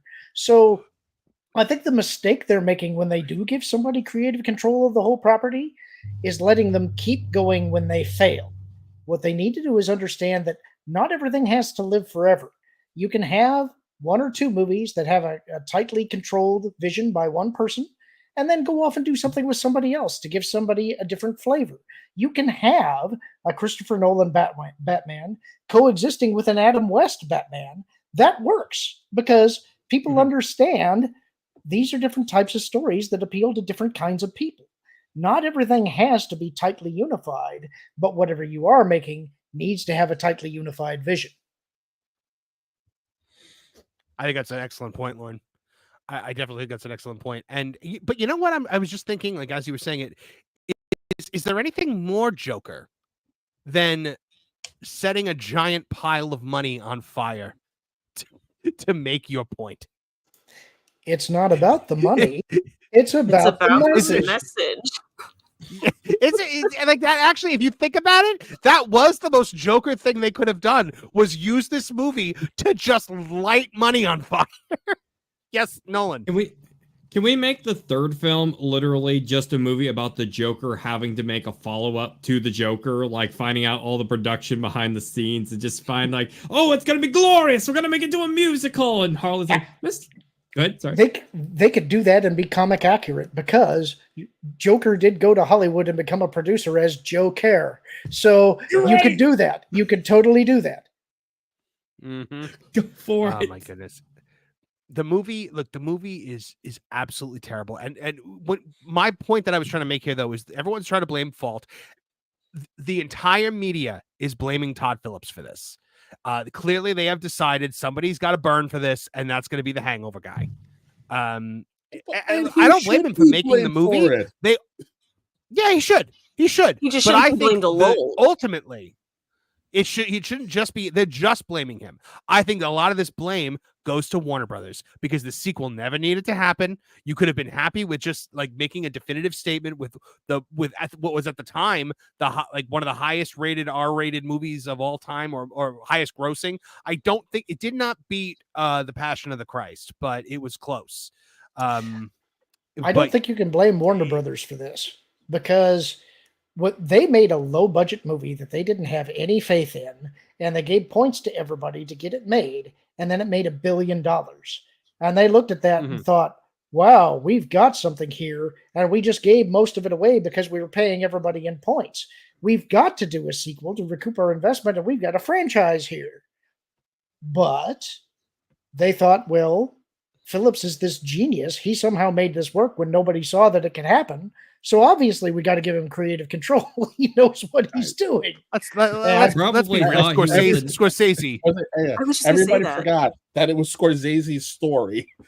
Yeah, I saw something where they're like, with mimicking or ripping off Taxi Driver, and I'm like, well, it's because Martin Scorsese did it. Like, you know what I mean? Yeah. They're making it like we were pulling it from him. It's like, well, he pulled from himself. You know what I mean? It's like, Well, different that And way. Todd Phillips also has a reputation for not being able to follow up on success. The Hangover 2 and 3 are putrid.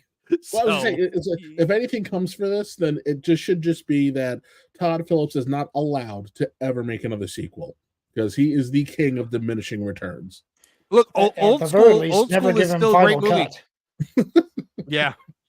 Old School is still a great movie because he never did a sequel to Old School. So Yeah. I love Oh Old God, School. could That you was, that was imagine? my jam back then. Old School 2 with modern day Will Ferrell. Ugh. While we still have Lauren here, I do want to talk about some Star Warsy stuff. We have got an exclusive from That Park Place. They actually got to sit down with Timothy Zahn, the noted Star Wars author. So he said, so this is written by WW Pro. It says Timothy Zahn hopes that Disney higher-ups don't ruin his creation. So Timothy Zahn is a renowned American science fiction author, best known for his influential contributions to the Star Wars expanded universe. His early career in writing began in the 1980s with short stories and novels that showcase his talent for intricate plots and well-developed characters. Zahn's distinct narrative style and aptitude for weaving complex storylines quickly gained him recognition in the science fiction community. Perhaps, however, he is most famous for having created the character of Grand Admiral Thrawn. The distinct genius villain of Star Wars has been brought in by Dave Filoni as the big baddie of Ahsoka, but most believe Thrawn is likely also the villain of the Star Wars characters will take on in a trilogy of films orchestrated by Filoni and Jon Favreau. And then we see the cover for Heir to the Empire, one of the greatest novels of all time. At a recent fan convention in Nashville, Tennessee called ICCC, That Park Place caught up with Zahn to ask him his opinion on modern Star Wars. Unfortunately, at this time, Disney has not been in contact with Zahn regarding even consultation for the films, nor for season 2 of Ahsoka. Now, this is a thing, guys, that Dave Filoni specifically said they were conferring with Timothy Zahn on bringing, on Thrawn. And apparently they're not. He expressed to our reporters that while a consultation credit would be wonderful, his dream is for Lucasfilm to offer him a cameo role in one of the movies. Oh, that would be nice. Come on, guys, make that happen. Make him one of Thrawn's like he's one of the guys that's like reporting to Thrawn, like one of the Imperial officers. When pressed on the character of Thrawn and how he's portrayed in the movies, Zahn was more concerned. When asked about the current Lucasfilm leadership, aka the Galactic Fempire, as we like to call it on this channel, and their ability to deliver on the character as he was formed in the novels, he had this to say. I trust Filoni to get it right. He has to say that. He read the books. He cares about the characters. He gets it. I think he'll do it right. We'll see how they do with the next Ahsoka season. There's a good group over there at Lucasfilm. Pablo Hidalgo comes at it from a games point of view, but he knows the characters too. I just hope the Disney higher-ups don't ruin it. They will. Lauren, you've read a lot of Timothy Zahn in your day. What do you make of these comments? Do you think he's playing nice here, or do you think there's a legitimate fear that he's got that they're going to take this character and throw it in the trash compactor? I think it's important to go back a little bit further because you said that they were going to consult with him for Thrawn, and they did, but that was for Rebels. And they said that they were going to consult with him for Ahsoka as well. But most of the time, when you're using another author's character like this, that consultation is two things. It's a PR opportunity and it's a courtesy. It's not something you really have to take under advisement when you're actually writing the character for your own project. You're doing that to get the PR points and to hopefully gain in the fans' eyes some form of legitimacy for what you do with the character. I do think that Zahn has been very good about being diplomatic about Disney while at the same time covering his butt a little bit. Something that's interesting that Zahn did in his Disney Expanded Universe novels was, and also actually in the original EU, now that I think about it, Zahn didn't often reference other authors' material. He would reference his own stuff. And he continued to do that in the Disney novels. But what he did by doing that is when Disney took over, he brought the stuff that he created in the old EU into the new Disney canon and canonized it. So in a way, Zahn has almost got his own pocket Star Wars universe. And it is legitimate canon according to Disney as the copyright and trademark owners. I think he really does like Dave Filoni. I just don't agree with his opinion of Dave's understanding of the character. I think if Dave truly did understand the character, Ahsoka wouldn't have turned out the way that it did. And I also think that Zahn is correct to be very suspicious of the Disney higher ups.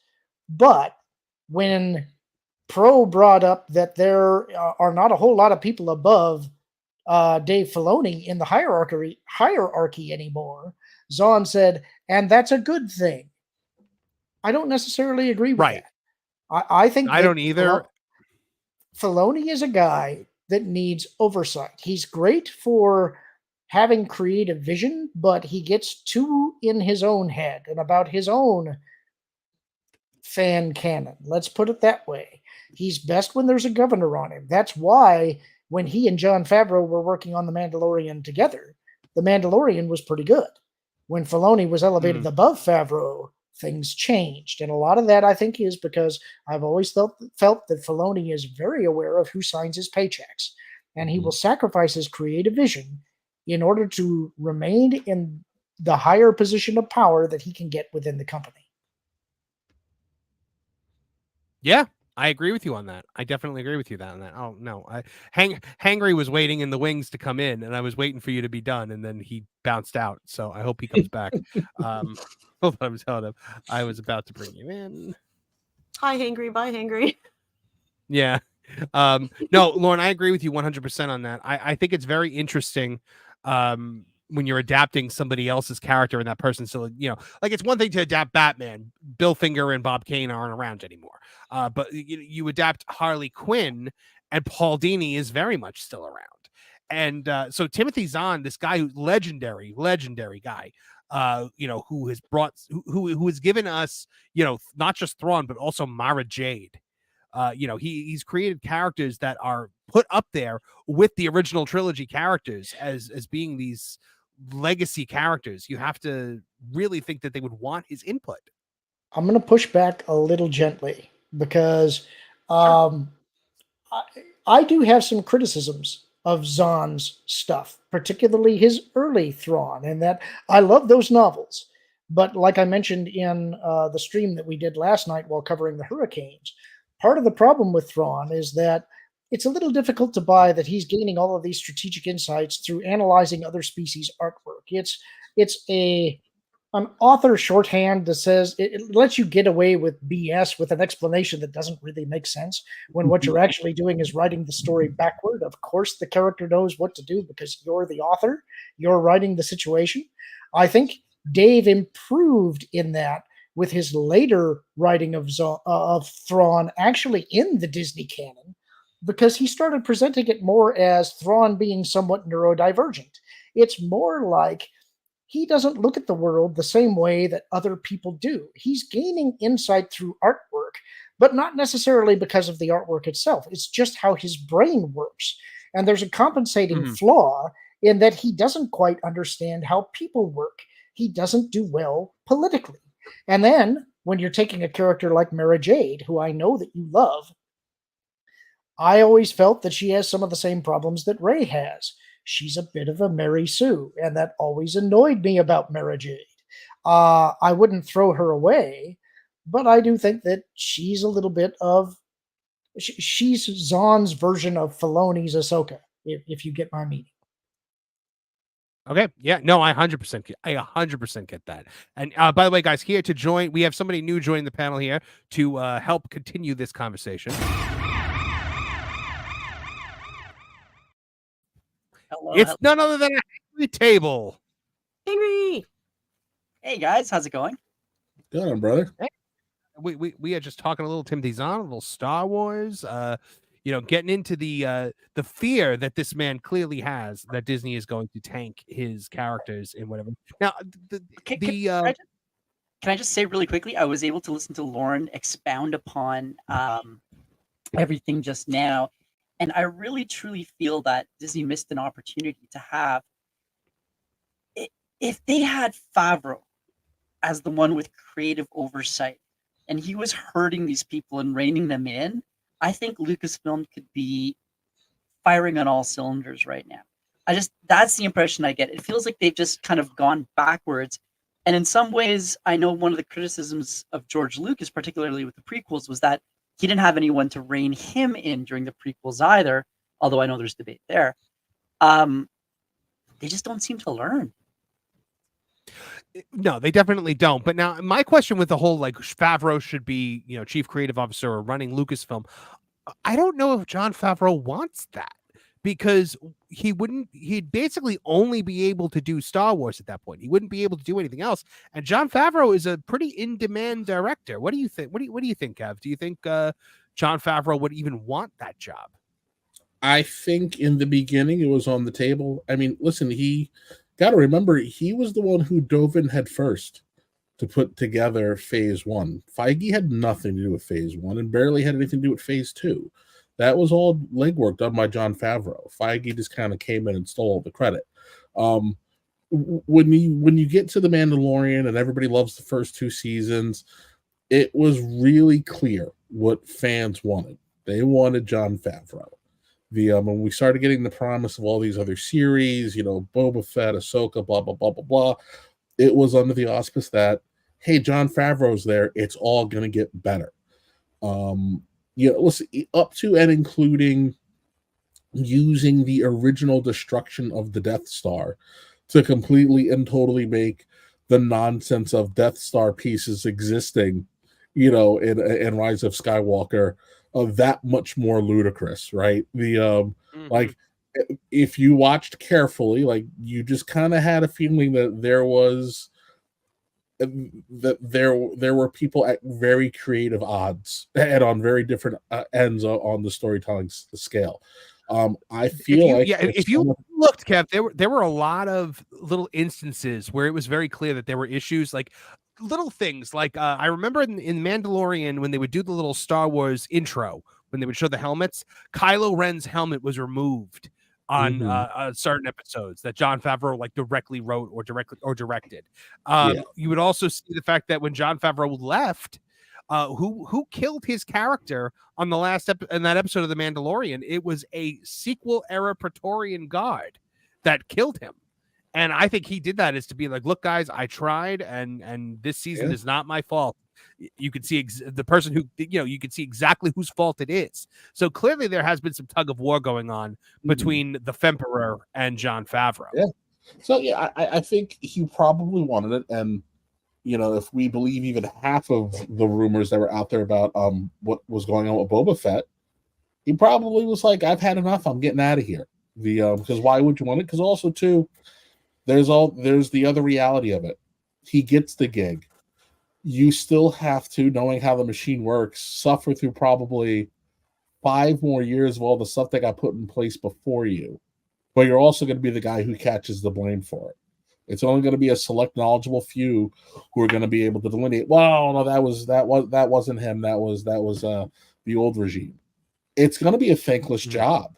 Because even if you start having success, you still have to make up for over a decade of failure. Like, we're talking financial failure, not even just the fan scorn and outrage and hurting the IP.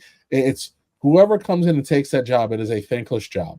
So it has to be someone who is just so extremely passionate and willing to take the beating to do the job. And I think that's a big part of why, a certain someone still manages to cling onto her role, no matter how badly everyone's there trying to push her off of the building.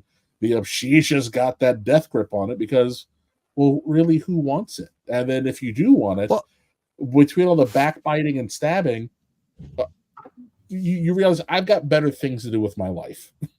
I just want to clarify. I didn't say necessarily that Favreau wanted it, but that they should have put him in there in a universe as one. Yes. I think he actually did the reason... want it. And the reason is he is the person that I think is most like George Lucas, in that he is very interested in pushing cinematic technology forward, and he likes to play with the toys. And that's what Lucasfilm was kind of a lab for doing, was creating new technologies that could push cinema forward, either in creating new types of effects or creating existing effects more cheaply and more quickly so that you could iterate faster. And I think he enjoys doing that kind of thing. And I think that kind of a role would have had an appeal to him as a studio head.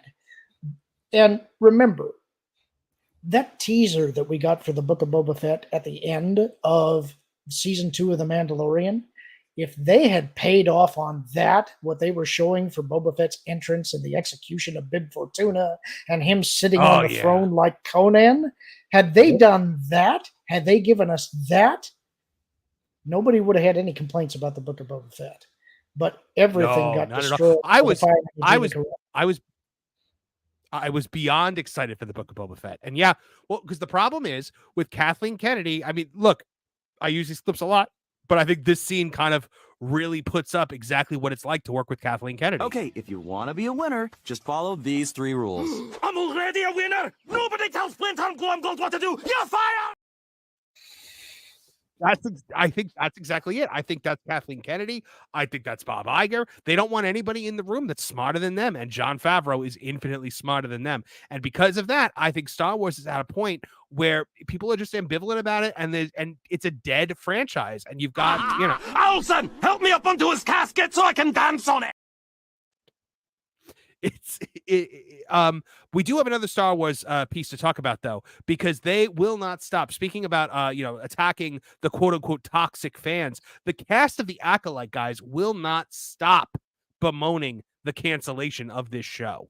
I don't know if you guys saw this. The Acolyte actress Joni Turner-Smith accuses Star Wars fans of racism and charges Disney with failing to protect actors from alleged racism. Now, if you don't know who she is, I call her Mama Yes, because she was this person. Yes.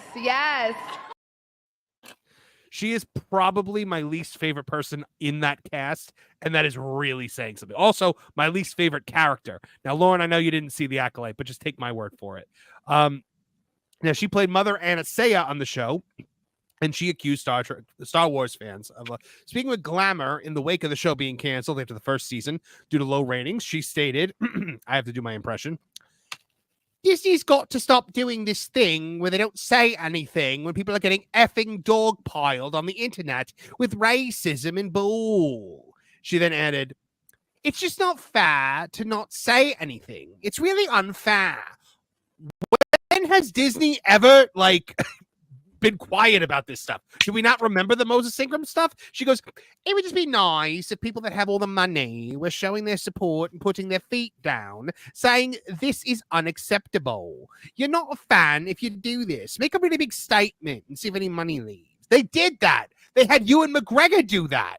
They put it on the Star Wars X account. And guess what? The money left, guys.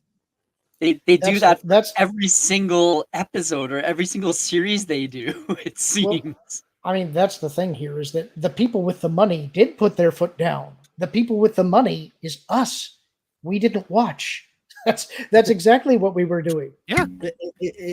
I just don't get it, because it's, again, and this is, we're not just talking Disney. We're talking Warner. We're talking all these IPs from video games, comics, whatever. You treat your customers like they are mindless consumers, and that their cash, their investment, their time and energy, it's you deserve it. It's expectant, and when they don't give it because they don't like it, you vilify them for it, and it's silly. It's silly because you can't win. At the end, look at what happened. Look what's happening with streaming, right? COVID hit, and everybody gets every streaming service on the planet. And then you kind of really quickly realize that once you start seeing content, specifically out of Netflix you didn't like, oh, I don't really need this, right? And then you dump it. And then everybody panics. And now you trigger the streaming war quickening, while they're all fighting to accept that there can really probably only be one, maybe two at most. So you've got them all, either trying to team up or trying to outlast each other, because people realize really quickly, I don't have $300 a month to waste on watching some show on Paramount commercial free. So I'm going to be a little more selective with money. It's not superhero fatigue. It's bad superhero movie fatigue.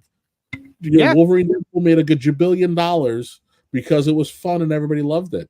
Beetlejuice 2 made a decent amount of money because a lot of people had fun with it.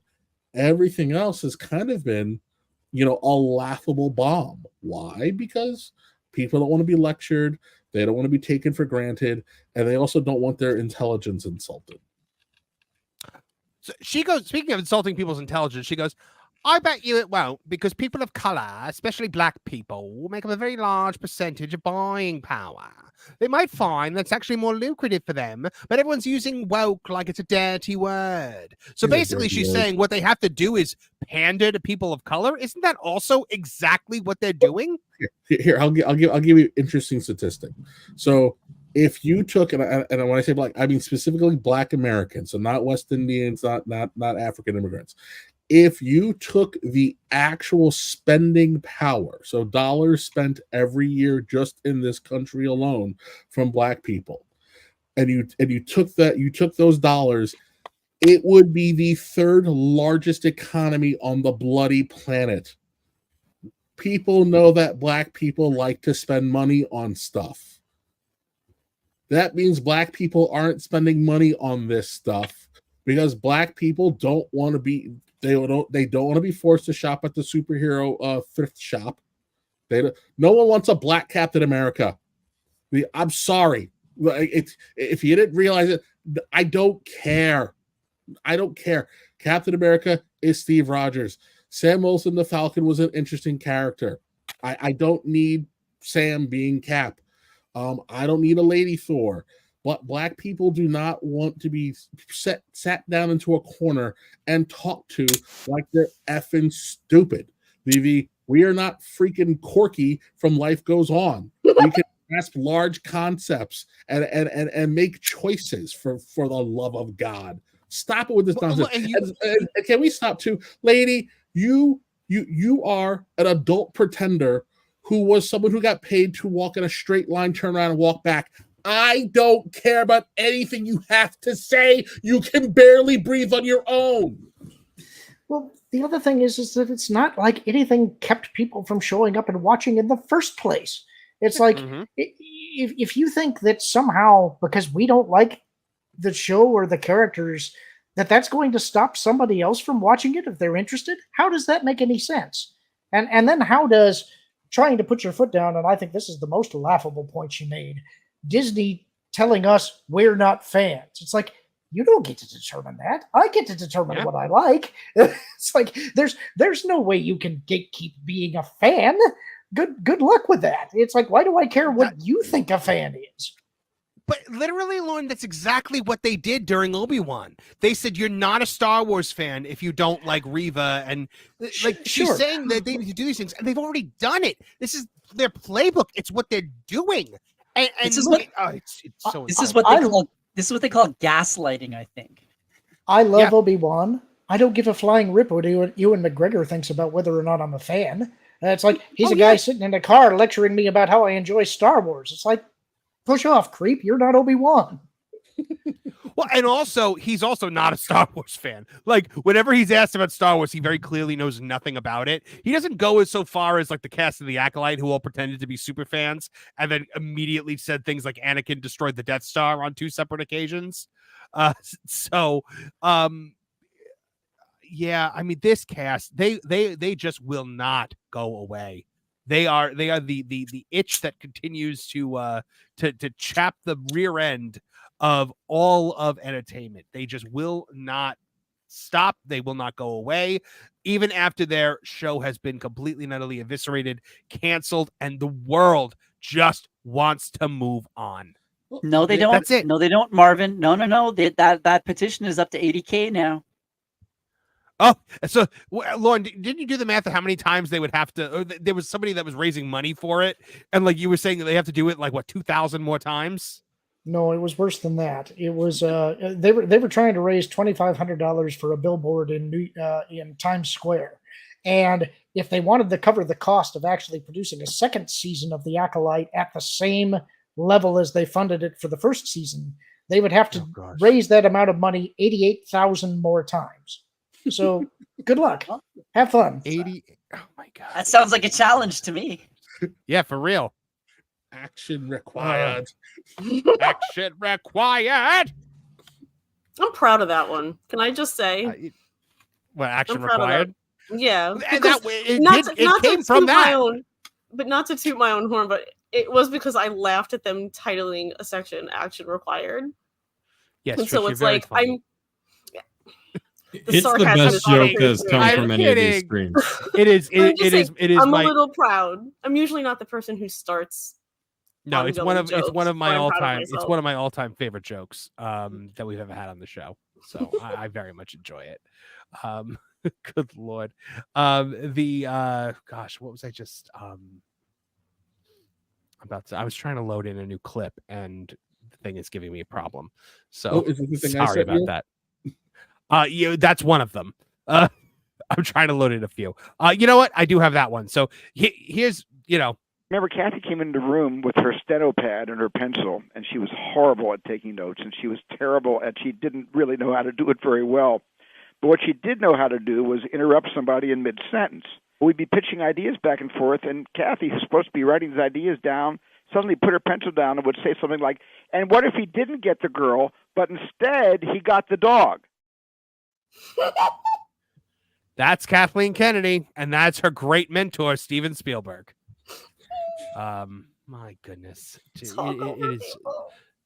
Star Wars is just in the worst state that it could ever possibly be in. It is a franchise that is dead and buried, and it sucks. But you know what? When we talk about toxic fandom, I wanted to kind of close the arc on toxic fandom by hearing from somebody who actually respects the fans. There's something really interesting with this character that I find fascinating, which is that he genuinely really does just want to do the right thing. But everywhere he goes, whether it's a new town or a new bar, people just kind of give him a hard time and they rag on him despite the fact that he has great intentions. I'm curious if that's comparable to this sort of world, this culture of toxic fandom, where like if you make a movie, especially if you make a superhero movie, like you have great intentions, but there are always going to be a small yet vocal group of people there can kind of just be toxic. I understand what you're saying, but when it comes to fans, it is a fan's right to have whatever opinion they want to have.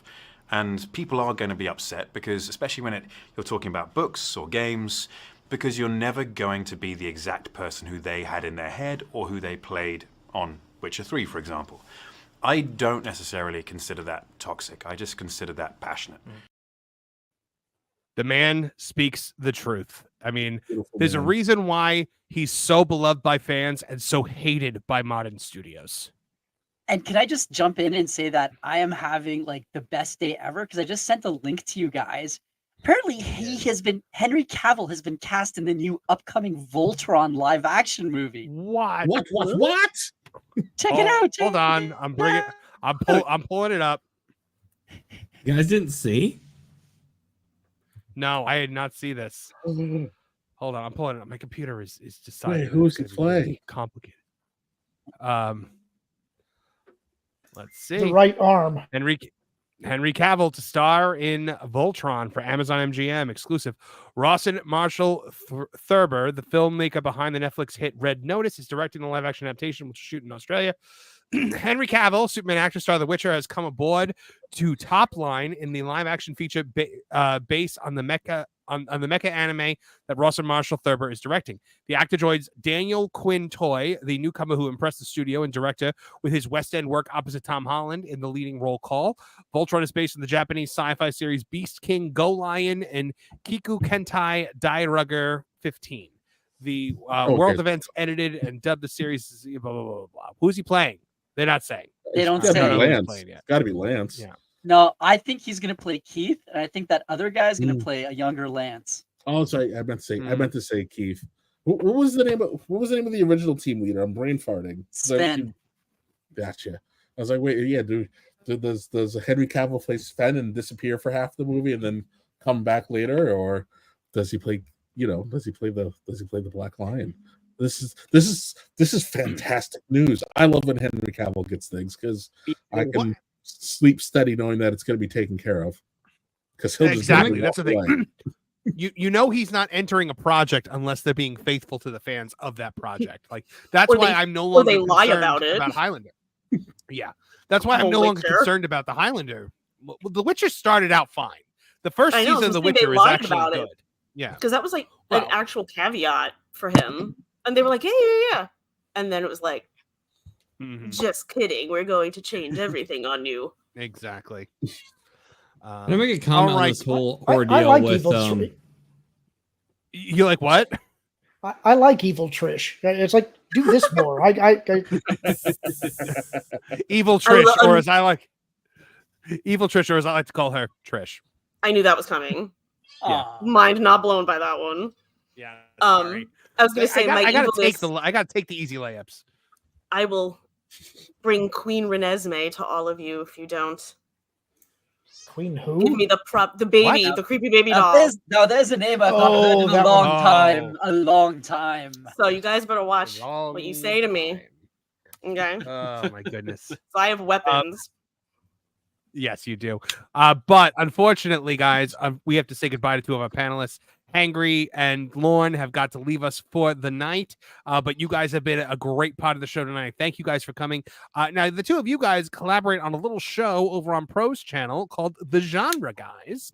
And why don't you talk a little bit about The Genre Guys and what you got coming up? What we got coming up is a fuzzy movie monster. What?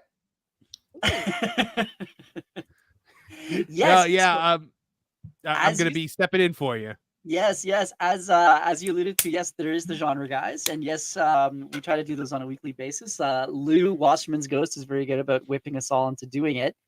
But this weekend, Marvin has graciously agreed to take the lead once more, and he will be corralling Lou and Lorne with a Genre Guy special. I was really hoping for Superman Returns, but apparently there isn't enough money in the world for that. I very much wanted to do something different because we did Superman the movie last time, and for some reason I had it in my head that the one movie I wanted to talk about more than anything else in the world right now is Rocky, and we're talking the first Rocky, the best Rocky. I don't want to hear about Rocky 4 or any of that stuff. Rocky is the best Rocky. Don't we hold up the two. Well, Rocky 1 and 2 are one movie, so okay. Dylan's face was like. Lorne, are you excited to talk about Sly Stallone and Apollo Creed? I am. I love the Rocky series, but my favorites are, like you, 1, 2, and Rocky Balboa. And these are movies that I watch with my son. He loves this series too, so he'll be excited when we actually get to do this one. So I'm really looking forward to it. And I would be remiss. Sorry, I would be remiss if I did not mention too that Nolan Thunder and I and Martin also do the Lost Guys for TPP, and we are very delayed in doing our next episode for it. But thankfully, Jonas is just as delayed in publishing them, so I think we're still okay. Yeah. Are we ready to tell them what our next episode is yet? Go for it. All right. Well, I was going to let you go since you're doing your outro, but our next episode we're hoping to record is actually on the Super Mario Brothers anime that came out in like the 1980s. It is like the most deep cut thing. I'll let you guess who picked that one, but it'll be a very bizarre thing, and Mario is totally going to get friend zoned. It's going to be awful. You just spoiled it. Hangry, thank you so much. I always love whenever you're on the show. You're always invited. And Lorne, as always, you guys both killed it tonight. Lorne, what's going on over on your YouTube channel right now? I think you're reading a book I think that a lot of people should definitely hear. Yeah, we're going through Shadows of the Empire right now. This was a novel that was part of a project that was before the prequels came out. The concept was, what if we did everything that you would do with a movie without the movie? And so, again, this took place between The Empire Strikes Back and Return of the Jedi. It involves the criminal underworld of the Star Wars universe and the rebel characters trying to steal the carbonite frozen Han Solo from Boba Fett. They had the novel. There was a soundtrack to accompany the novel. There were action figures. There were statues. There were trading cards. There were posters. There were games. It was a huge event, and it was a very good novel. And a lot of people love the computer and Nintendo 64 game that came out for it as well. So if you guys like that kind of stuff, come listen to my channel. I think we're on chapter 12 or 13, something like that. So fantastic. So you got all the way through Darth Plagueis and all that? Yes, it did. So far on my channel, we've read the original Thrawn trilogy, the Hand of Thrawn duology, Darth Plagueis, and now Shadows of the Empire. Fantastic. All right, guys, go check out Lauren over on his channel. Check out Hangry and everything he's doing over on That Puck Place and Pro's channel. Guys, thank you so much for being here with us tonight. You bet. Had fun. Talk to you soon, guys. Catch you guys down the road. Bye. Yep. All right, guys. So we do have to celebrate a little bit tonight because some evil got vanquished from the world recently. I don't know if you guys heard, but hold on. Where is my? Oh goodness, did I close it down? Apparently, I closed it.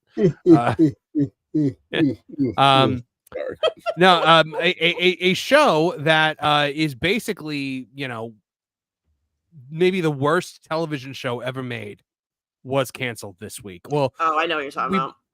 We believe officially canceled, and that is the Mindy Kaling produced Velma. I thought it was canceled already. Yeah, I'm confused.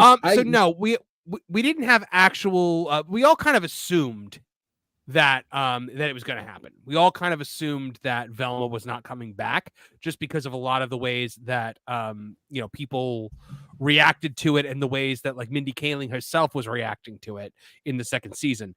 But we pretty much got confirmation from one of the artists who has since deleted his Instagram post that confirmed that there would be no Velma season 3. It was the first person associated with the project that actually confirmed that it's not coming back. I'm confused. And maybe I'm remembering things wrong, but season 1 came out, it was dumpster fire. Everyone hated it. And I could have sworn they were like, well, it's not coming back for a second season.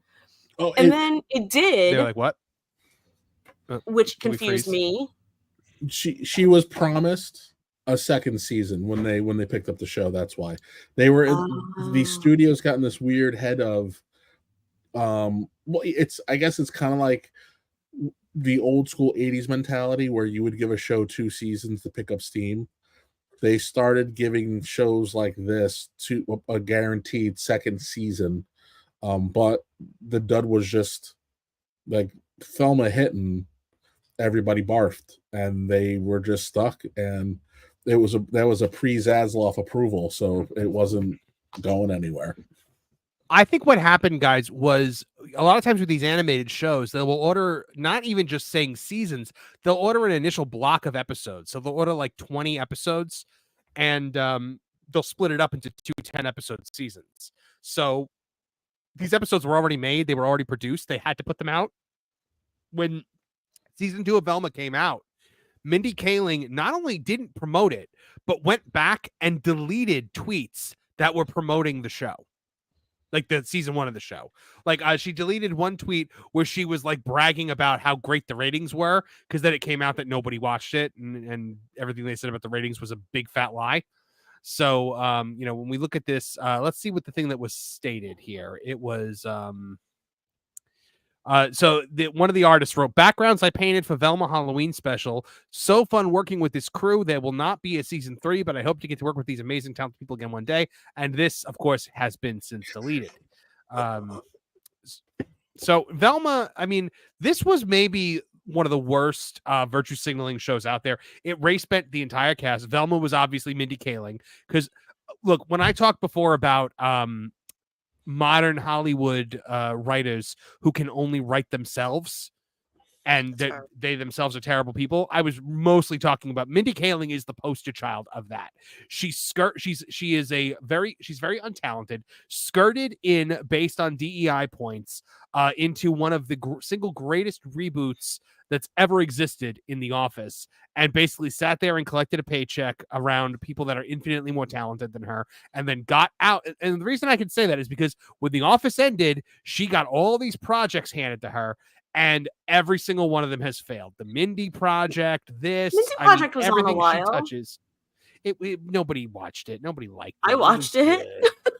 Was it any good? It was all right.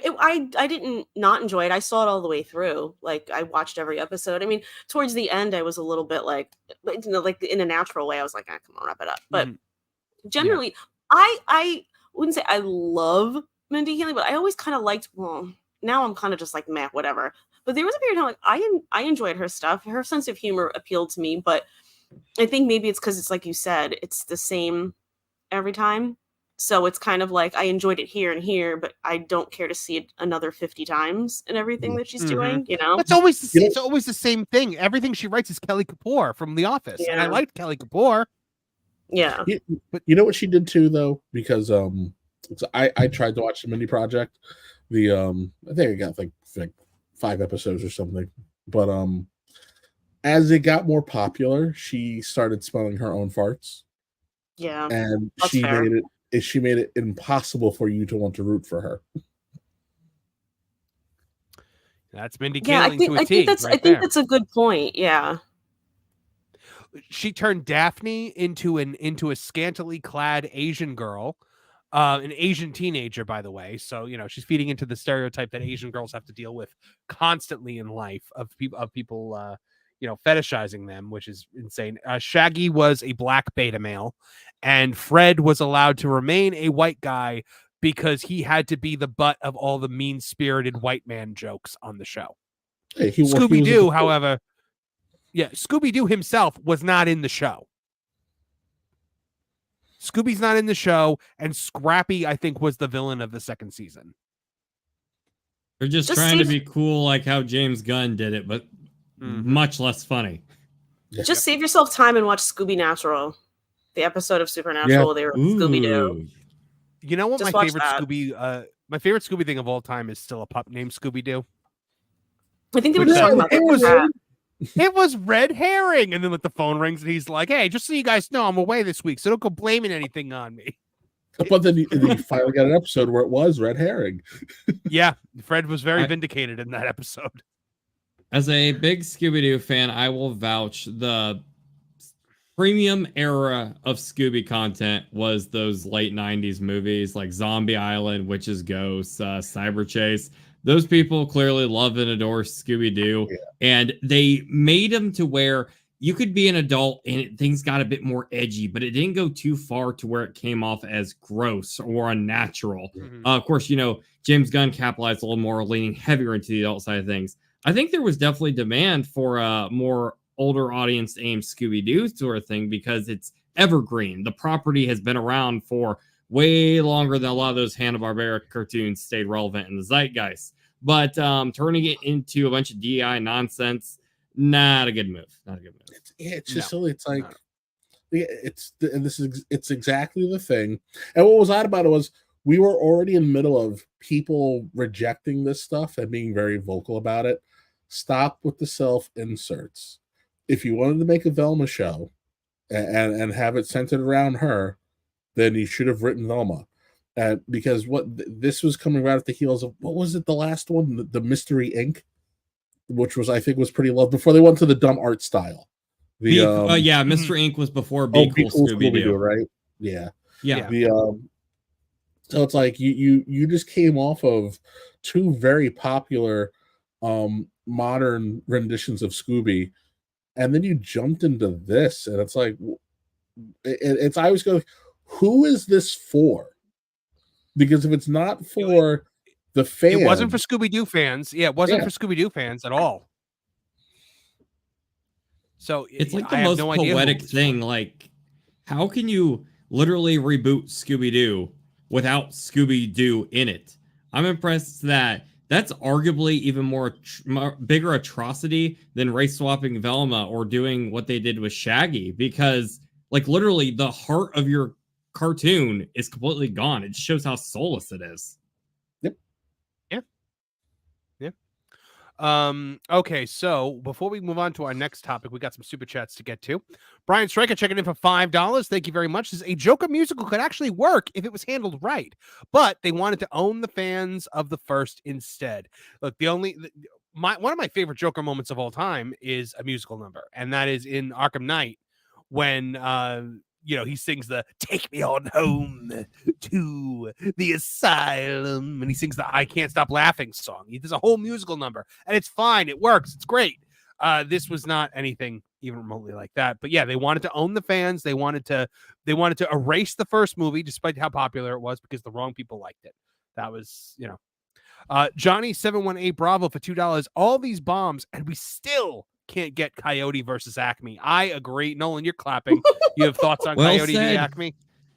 Oh yeah, definitely. They keep greenlighting all this trash at Warner Brothers, and yet they won't even give this film a chance. You know, Looney Tunes is some of the most iconic cartoons ever, and they won't even give it a chance to come up to bat. Like, you literally see Looney Tunes everywhere in like the Six Flags parks, and yeah, if I open up X one more time and I see people screaming about this movie, just cave and do it. You release stuff that nobody asked for all the time, like Velma and such. But you can't do this. And heck, keep it on Scooby-Doo one more moment before we switch. There was another Scooby-Doo film that was supposed to be like a sequel to like, it was a superhero-themed Scooby-Doo movie, and no one even knew it existed. And then it just mysteriously showed up on the internet at one point. And it was probably one of those films that got hit with the tax breaks and all that. We had a Scooby-Doo sequel movie to the animated one go out. There's stuff that people would actually pay money to see, but they keep greenlighting this trash. It's ridiculous. Yeah, you're not wrong. I agree. You're not wrong at all. Yeah, look, I commended them when they got rid of Batgirl because that sounded like it was a whole bunch of nonsense. But Coyote versus Acme, I would have actually. Everyone was like, "This movie was actually good." I don't know why they got rid of it. Warner Brothers is terrified of the Looney Tunes. They're terrified in the age of cancellation. They are terrified of the Looney Tunes because they know that no matter what Looney Tune character they pick up, eventually somebody will go back and find an offensive cartoon that they were in. I mean, didn't Pepe Le Pew get canceled a few years back? I mean, Bugs Bunny barely ever. Pepe Le Pew, Elmer Fudd, he was problematic. I'm sure there's another one. Speedy Gonzalez, he was problematic in their eyes. Which meanwhile, you talk to Mexican people and they love Speedy Gonzalez. Well, and that's the only reason Speedy got to come back was a bunch of Mexicans were like, "What are you doing? This isn't offensive." Yeah, like we love this character. I just stop listening to your 20-something interns who have no life experience and just spent $500,000 of being indoctrinated with their dumb art history or woman studies degree. I think it's even further than that. I think they're listening to 13-year-olds on TikTok who try to make these grand social stances. Like now they're all trying to get the Menendez brothers released from prison. I have things to say about that. So if you don't want to go down that road, you better stop now. You know what? I literally just watched the Netflix movie about it. Okay, go ahead, Trish. Cook. This is just a hot button thing for me because I absolutely think they should be out by now. I think that they were horribly abused. They probably should be out by abused.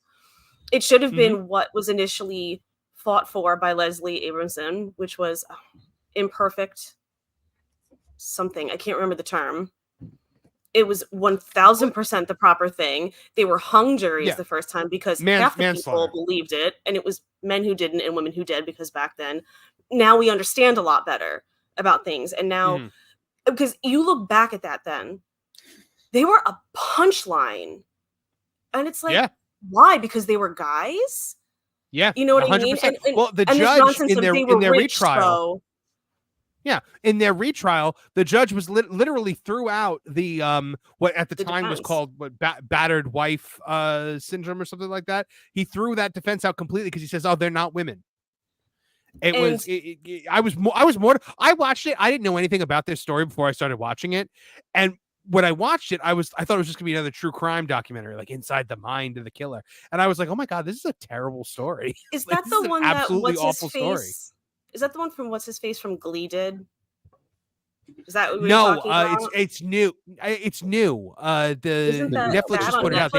They actually talk to. There's like two of them on Netflix, but in this one they actually talk. Oh, this is a documentary. Like they're on the phone.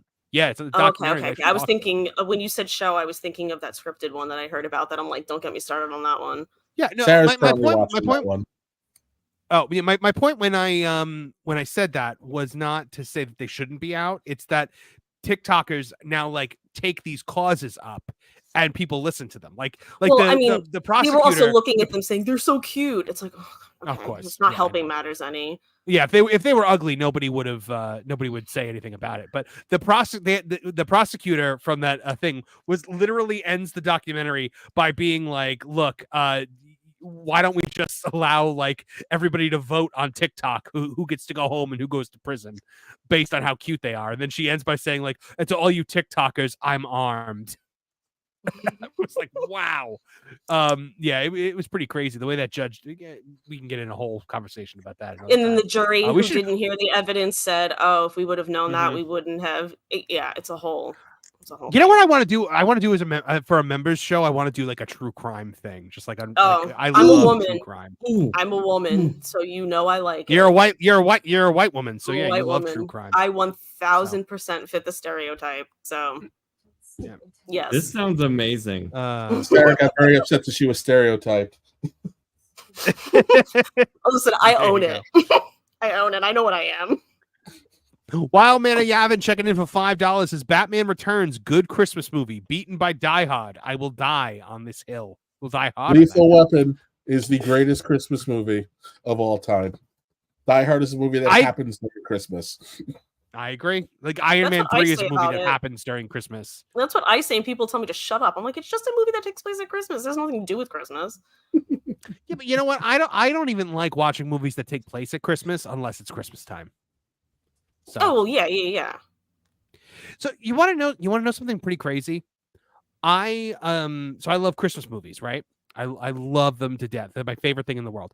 I have never seen all the way through A Christmas Story. What? Oh, with how they played on TBS every year. You know what? My dad doesn't like it, I think, and so like we never watched it in my house growing up. And my Christmas like viewing habits are all things that I watched growing up because we haven't had a new like good Christmas movie since Elf. Elf was the last Christmas classic. I'm convinced. What is it? Fred Claus. That was the last good Christmas movie. I never saw Fred Claus. It is okay. Everyone in the audience, Fred Claus is one of the best Christmas movies ever made. You'll see one of the best portrayals of Santa Claus ever. It'll have a heartfelt family story, family connection, which is missing a lot in Hollywood these days. It has very good effects from the time, and it's actually genuinely funny. I cannot recommend that film enough. Do you know what my favorite Christmas movie is? What? Just Friends with Ryan Reynolds. Oh God! I watch it every year at Christmas. I love that movie. Mine is. I mean, it's a Muppet Family Christmas, the one where they go to Fozzie's mom's house and they find Fraggle Rock and the Sesame Street characters show up. I love that one, and I also love Muppet Christmas Carol. So, Muppet Christmas Carol is great. By the way, Muppet Christmas Carol is the greatest telling of Christmas Carol that has ever existed because Sir Michael Caine goes out there and decides to act like he's in the Globe Theater instead of that he's acting with Fozzie Bear. Like he goes out there and just swings for the fences, and my God, does it work out amazingly. Like, what's his face in Twilight? Michael Sheen? Is that his name? Yeah. Yes, he was I'm like, he's the only one that completely understood what he was in, and he's freaking phenomenal in those movies. He's hysterical. He's not even chewing on the scenery. I mean, he is just like gnawing at it. Like it's. Mm-hmm. That's why he's a meme. There is another Muppet Christmas movie that I really love that Disney doesn't have the rights to because it was NBC produced. I believe it's called It's a Very Merry Muppet Christmas Movie, and it's essentially It's a Wonderful Life, where what's his face? David Arquette plays the Clarence role, and it's Kermit wishes he was never born, and it's really good. Whoopi Goldberg is God in it, but I can overlook that. Yeah, it was good. It was a made-for-TV movie that aired on NBC because it's NBC. They at one point they're on the set of Scrubs at one point because Piggy says that she's gonna go be on Scrubs, and she's just a dead body, and she keeps trying to interrupt the scene. Why is Whoopi Goldberg God when John Delancey should be God? I don't know. He got it. Morgan Freeman was busy. Yeah, David Arquette does a really good job in that movie, though. It's very, very good. I like it a lot. I'm going to have Brian Stryker's back in the chat right now because he just name dropped something that I was about to say, which is Emmett Otter's Jug Band Christmas. Yeah. Let's give Emmett Otter's love. See. Have you guys not seen my Acolyte reviews when I keep playing Emmett Otter's Jug Band Christmas clips in it? I didn't see it. But did you really? I like it. Yeah. Does anyone remember the Christmas toy? Yeah, of course I remember the Christmas toy. It was mortifying. It was Toy Story before there was a Toy Story, but there were stakes involved. Because if the toy came to life and like a human being saw them, they died. They just died. It's It's so good. And then the kid would just continue to play with the corpse of the toy because they didn't know they were ever alive to begin with. It was absolutely ridiculous. It was so good. I love that movie. I have it It on is good. DVD. I do. Oh God, I'm gonna actually watch that again this Christmas. I think along it's with only Evan like an Honest Drunk hour. Christmas. Oh yeah, no, those movies always were. But yeah, no, there was a character that was that looked like an otter in the Acolyte, and they gave them them pronouns. So I kept calling it them at otter. And every time a character came on, I would just play the little clip of them in the rowboat where he goes, "When there ain't no hole in the wash tub." I love it so much. That's got to get a watch along from us this Christmas. I want to actually do a lot of stuff about Christmas specials. John JID 99 for 199 asks, are there any updates on the Pirates movie? He's talking about Pirates of the Caribbean. The Pirates of the Caribbean death of the franchise. I have not heard anything about it recently, so I don't think there's any updates, but when there is, we will definitely let you know. Wild Man of Yavin for $5. Celebrity Deathmatch, Zahn versus Filoni. Remember that show? Johnny Gomez and Nick Diamond? Oh, absolutely do. Kev, this is like twice in 1 week that we've gotten Celebrity Deathmatch super chats. Really? That's awesome. Yeah, on the wrestling show, somebody wanted to know all of our favorite Celebrity Deathmatch fights. Honestly, that's a really good question. Well, I mean, so many to choose from. Mine was Gandhi versus Genghis Khan. when they switch like personalities, and Gandhi is just like a complete murderer. I also really like the Loch Ness Monster versus Bigfoot when he chops him in half in like 2 seconds. and which I also love whichever one was the let's see that again. Let's see that again. I think that was Carmen Electra and Pamela Anderson. Yeah. John JD999 also asks, I'm a newbie. What makes this Favreau guy so loved? I mean, he's a famous director. He did a lot of stuff. He wrote Swingers. He directed Elf. Iron Man. He basically started the MCU. He's the reason why RDJ is Iron Man. Yeah. Yeah. He directed the Jungle Book for Disney, the live action Jungle Book. He directed the computer animated Lion King. I refuse to call it live action. And he also was the one that created The Mandalorian. So he's done quite a bit. Just call it what you said about the Lion King. Yeah. Well, no, we're finally admitting now that we're finally admitting that it's an animated film. Disney's finally admitting it now because the siren has arrived. We're finally admitting that it's an animated film because it was the highest grossing animated film of all time, and Inside Out 2 just broke its record. So live action, a bunch of real lions. Like, get out of here. Yeah. Rabid Wolverine LC Killer 17 for $5. Thank you very much. Says, I watched Madam Web just for Sydney Sweeney. Free to say it was a disappointment. I have no idea why they didn't make her Silk. I think that would have been a better casting for her. And it would have been nice to, actually see them in the costumes. But I gotta say, Marvin, I'm a bit disappointed. I was really hoping you'd do the voice for that one. For which one? Oh, the DuckTales character with the accent. Glomgold? Why would I do that? Yes. It had nothing to do with Glomgold. The Avatar. Oh, yeah. I don't know. I didn't do it. But I was like, this is... Hey, we can't all make declarations of hatred at the same time. It's the only one I haven't played yet tonight. May I just say... Everybody hands go up, and they stay there, and they stay there. Bested Sorry, by Trish, that cartoon. It's okay. May you just... That may the you first just thing say I saw... what?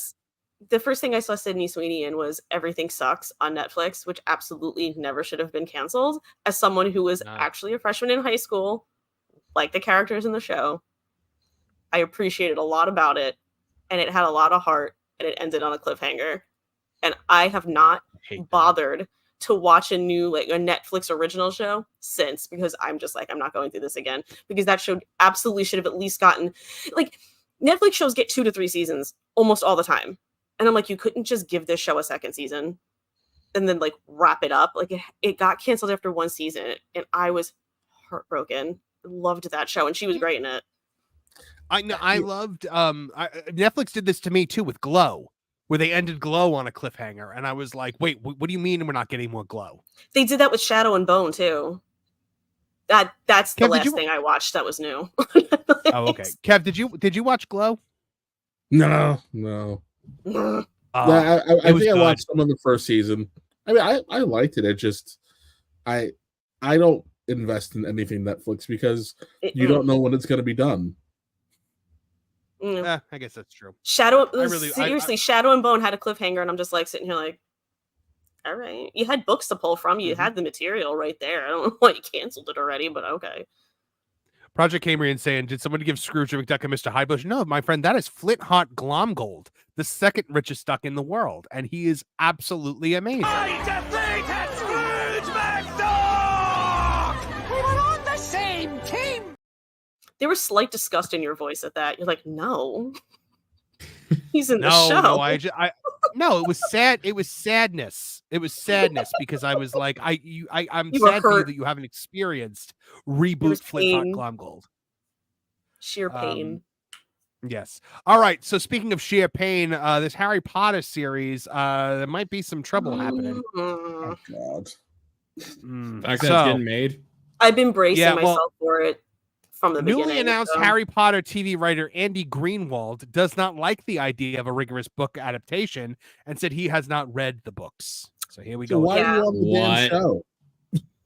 Why? How did he get hired with how much power that she has? And she's already promised that it's going to be a rigorous book adaptation. So does she not have the power that we all thought she had? And how absolutely arrogant of you to take this whole universe someone made that's beloved by people that she clearly cares a lot about, and you look at her and you're just like, I could do better than you. Yeah, well, I mean, look, the guy that played Dumbledore in the movies, the second Dumbledore, he said, Michael Gambon, he famously said that he never read the books, and I'm like, yeah, I know, I watched your performance. Because part of that's on the direction too. Yeah, well, you know what I mean? Yeah, Dumbledore said calmly. Yeah. But the Goblet of Fire, I'm pretty sure that director absolutely did not read the book. I think he flat out was like, no. I think he was like, it was too many pages. I didn't read it. I'm like, you think you could have at least Cliff's Notes it? Yeah, maybe watch like a recap. Because good Lord, look, the Dumbledore thing always like really hurt me because Richard Harris was the perfect Dumbledore. Like, could you imagine if we actually got to the point where we got to see that Dumbledore use magic? Because we never see him use magic in the first two movies. No. Dumbledore is just kind of a presence. He doesn't actually like watching that Dumbledore duel Voldemort. And the story, like, he hadn't read the books either, but then when he got the role, he read them with his granddaughter, who was a huge Harry Potter fan, and she wanted to make sure he did a good job, so she coached him on how to be Dumbledore. That's actually really It cute. is so sweet. Yes. I will say I do kind of like the sass that Michael Gambon gives Dumbledore. I'm not gonna lie, because he made him too sassy. I liked the gentleness of Richard Harris. I get it, but I mean, I think sometimes when people talk about that with Dumbledore, it's like, yes, absolutely, but then I mean, think about some of the stuff he did and some of the stuff he said. Like, Michael Gambon wasn't completely off the mark by putting that kind of attitude in there. Maybe it was too much, but he wasn't off the mark on it. He's entirely too much in Prisoner of Azkaban. And I hated him in Prisoner of Azkaban. I also hated Prisoner of Azkaban how they reworked all like the scenery. Because like in the Chris Columbus movies, everything kind of looked uniform with each other. And all of a sudden, the entire layout of Hogwarts was different. Things were like the Grand Hall looked smaller, which I get it. They're getting bigger. They're getting older. Hogwarts is maybe not as grand to them anymore. So we were kind of seeing it through their eyes. They were sapping the color out of it. And I didn't like that. He's a little bit better in Goblet of Fire, except for the Goblet of Fire. He's good. I think he's good in the light. It is dark. Yeah, it is a dark book, but I didn't like that they reworked. I didn't like that they reworked the way everything looked. Like they reworked the layout of everything where Hagrid's hut was. I didn't like that. But then he was good for 5, 6, and 7. I thought he was fine for that. But yeah, I think. Wait, who? Michael Gambon? Yeah, he was fine in those. I thought he was great in the Voldemort fight in Order of the Phoenix. Oh yeah. When he comes in and he's just like, it was foolish of you to come here tonight, That's Tom. where his sass and his like little edge really worked, because you really felt something as he was fighting him. That fight is better in the movies than it is in the books.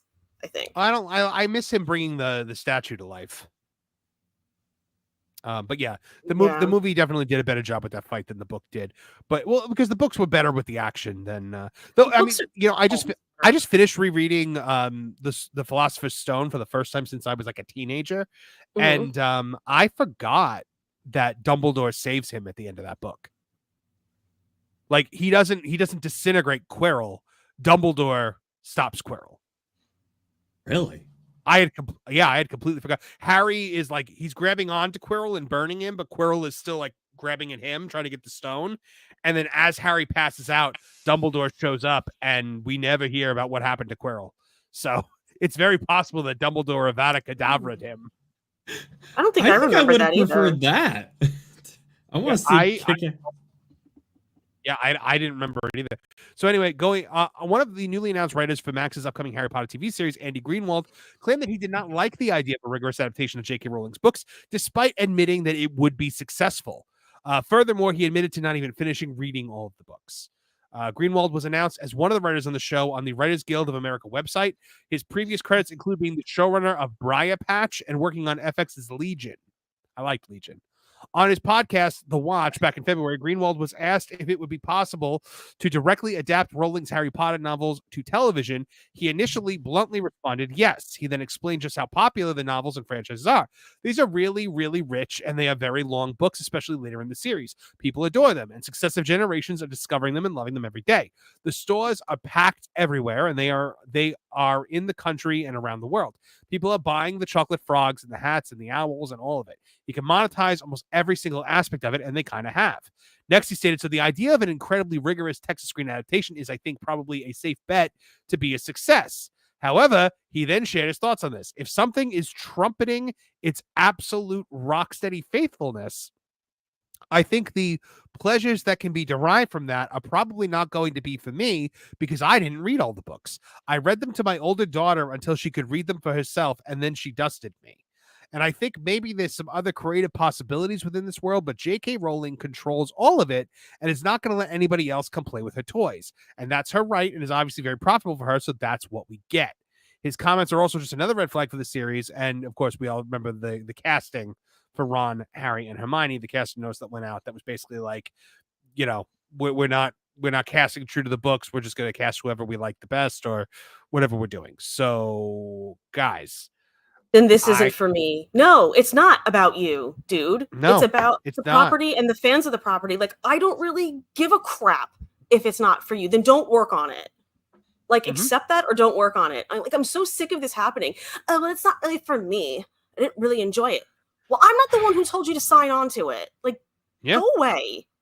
I get tired of hearing all these directors, writers, whoever, who almost hold it like a sense of pride. It's like, oh, I didn't watch any of those stupid old monster movies or sci-fi nerd stuff. It's like they wear it like they're so proud. I don't know about you guys, but if I'm ever stepping into a job or going into someone else's house, I'm concerned with how do I present myself because this is their area. How can I, if I'm going into another culture, like another country, am I going to come and do something that's going to be offensive to them? I kind of want to be myself, but also respectful, have a healthy balance. They come in and it's like they're going into grandma's house and they're coming in with a sledgehammer and just want to start wrecking everything to build the house in their image. It makes no sense. It's like people in Hollywood need to start lying and saying they know nothing about the property they actually love and want to work on and do properly. It's like, no, I've never read it. Could you, Trish, imagine being an author who doesn't have the power that a J.K. Rowling commands in this kind of space, and some Hollywood elitist writer comes along and is like, I'm adapting your work and I'm not even going to read it. Like, I can't. That's so insulting. Of arrogance. I can't take it. We've watched that happen for decades, unfortunately, and it's just it's what happened with The Witcher, which is why Henry Cavill left. Yeah, it's the quantity of same it. Result. We're getting it all the time now. You know what I mean? Where it might have been like, a pattern to it. Now it's like literally every property because no one's creative anymore. So it's literally every property that they're just yanking and they're going, but I want to put my own thing on it. It's like, then write your own thing. We see it with American localizers for anime that comes over from Japan. They have to insert their politics into it. They have to insert their agenda into it. They can't just take it as written and adapt it the way they're supposed to, as is their job. They have to put their own spin on it. And we're seeing that here as well. Here's the thing. This guy can say everything he wants to say in his interviews and whatnot. He's going to do a rigorous adaptation of these books because she is not going to allow anything else. If I were her, I would be like, but you know what? You have absolutely no enthusiasm or interest in doing this, so get off the project. He said he made these comments long before it seems like he was hired for it. Or maybe he was already hired and we just didn't know about it yet. But yeah, maybe because I gotta be honest, I don't even know. I feel like Thanos. I don't even know who you are. I have no idea who this person is. Brian Stryker setting the record straight. He says, no, Professor Quirrell died after Voldemort left his body. He was dead by the time Dumbledore got there. Yeah, you know what? I misunderstood the passage then. Because we don't actually see it happen. Dumbledore relates it to Harry when Harry's in the hospital wing afterward. I assume what happened was Dumbledore showed up and Voldemort took a powder. Voldemort was like, uh-oh, and he like got out of there. And then, Dumbledore sees Quirrell is just like, oh, okay. Guess he's dead. Yeah. Guess he's dead. No big loss there. NBD. Yeah. But man, oh man, she's not gonna she will not stand for anyone taking liberties with her work. And we know this. We've seen this. I worry because she signed off on the cursed child. I just worry about the things that won't bother her. That should bother her. The cursed child is something that not very many fans are ever going to see. If you think about the grand scheme but I'm talking about she was willing to do that to her world. And she signed off on all these other people writing this stuff with absolutely just no regard to anything and no comprehension of anything. It's like, I'm not 100% confident that she won't sign off on certain people. I'm just not. Well, speaking of people that we like to sign off on because we love him very dearly, here he is, fresh from hanging out with his friends that are cooler than us, Spencer Baculi from Bounding into Comics. I come here because I care, and I hear the pain in Trish's voice, so I just want to make sure. You doing okay, girl? You doing okay? No. I know the point you're making about the cursed child. She still approved it, regardless of how many people see it. So it's like, but at the end of the day, I think she kind of has a George Lucas mentality with things like the Broadway show and the video game. She just makes sure that there's nothing in it that breaks lore. And then do you remember the dancing alien thing from Jabba's palace in the remasters? Come on, man. Hey. When you saw that when you were a young high schooler, that was pretty effing dope. It does break the lore, though. It wasn't. No, I'm talking about Harry Potter and the Curse. I thought we were talking about that dancing. Why? Because I was like, come on. They established time travel. They established they got rid of the time turners. Yeah. Because J.K. Rowling, after Prisoner of Azkaban, went, well, wait a minute. No, in all seriousness, she said, I realize how this could be a really big problem if I don't get rid of these because I've established that this is a thing and people are just going to turn and be like, well, just go back in time and fix it. So she was like, they got rid of it. She got rid of it. And then they're just like, oh, well, there was a time turn. It's like, no. This goes against what she said. No, they did break the lore on it. They absolutely did. Yeah, but I think she's going to be a lot more strict on the direct adaptation of her books on television that is going to be widely seen by the masses. I think that you're going to see a much heavier hand being taken. But, she likes to talk a big game about how much she's like she pre-planned with Harry Potter. Like when they made Nagini an Asian woman in the Fantastic Beasts movies, and they were like, how long have you been sitting on that one? And she was like, like 26 years. No, you decided that 6 months ago. And like, just be honest. Just be honest. When I was reading Philosopher's Stone, I was shocked because Dumbledore gives an explanation to Harry of why Snape saved his life. And I'm like, this isn't at all what it is. He says he hated James, but James saved his life at one point. and he must have felt that by saving Harry, he was making things square with James for saving his life at one point. I'm like, do we ever hear more about James Potter saving Snape's life? He absolutely does not care that James saved his life. It's all about Lily. It's all about. It is all about Lily. The fact that it's James that saved him bothers him.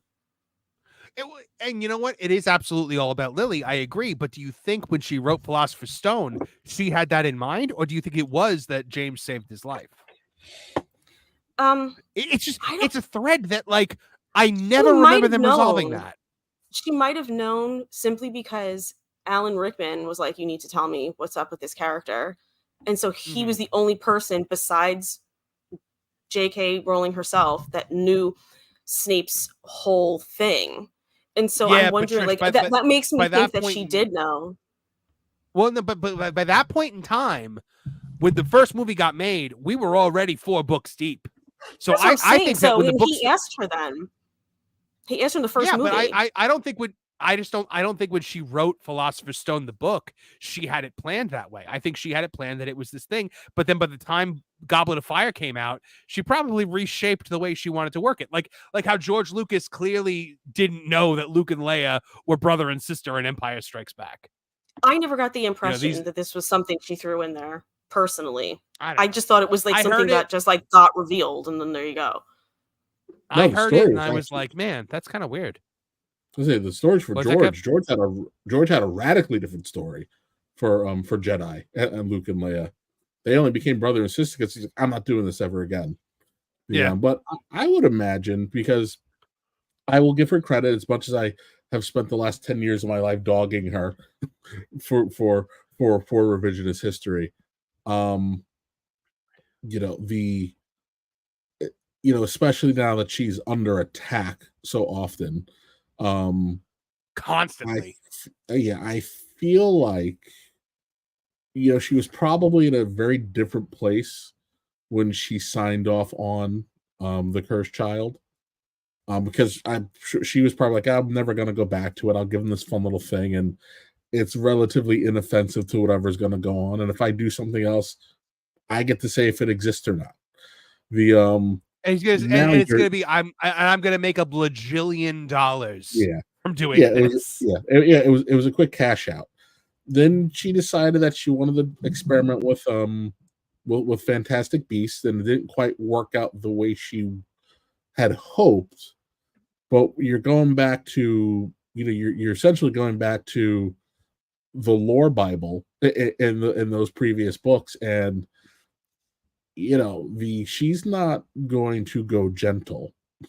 As a matter of fact, we actually need her to live as long as a human being, longer than a human being should, to make sure that those books stay protected.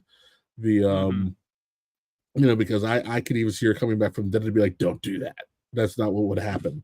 And again, the Alan Rickman thing, I'm sure like when you sit down and you write something, just because you can't work it into the first story doesn't mean that you're not rolling around certain ideas in your own personal headcanon. And when he said, I need to know what to do, and she probably sat in and worked it all out and said, hey, this is where he's going to go, long before she even knew what she really probably wanted to do by the time he got to the end. So I can see that happening. I actually, the point you just made about where she is now as opposed to where she was then, it's a fair point, because it was a number of years ago. So perhaps she's kind of got a new perspective on some stuff, but I don't know. Damn it, Marvin, Sorcerer's Stone. Listen, it's the Philosopher's Stone. The Philosopher's Stone. It is the Philosopher's Stone. Yeah, no.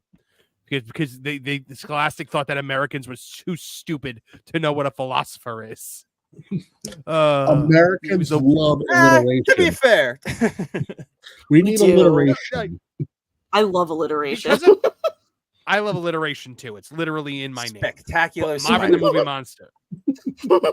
Spectacular Spider-Man was the best Spider-Man book for a minute there. Yeah, it was also the best show. For my youngin' days, at least. Oh, Spectacular Spider-Man the cartoon is excellent.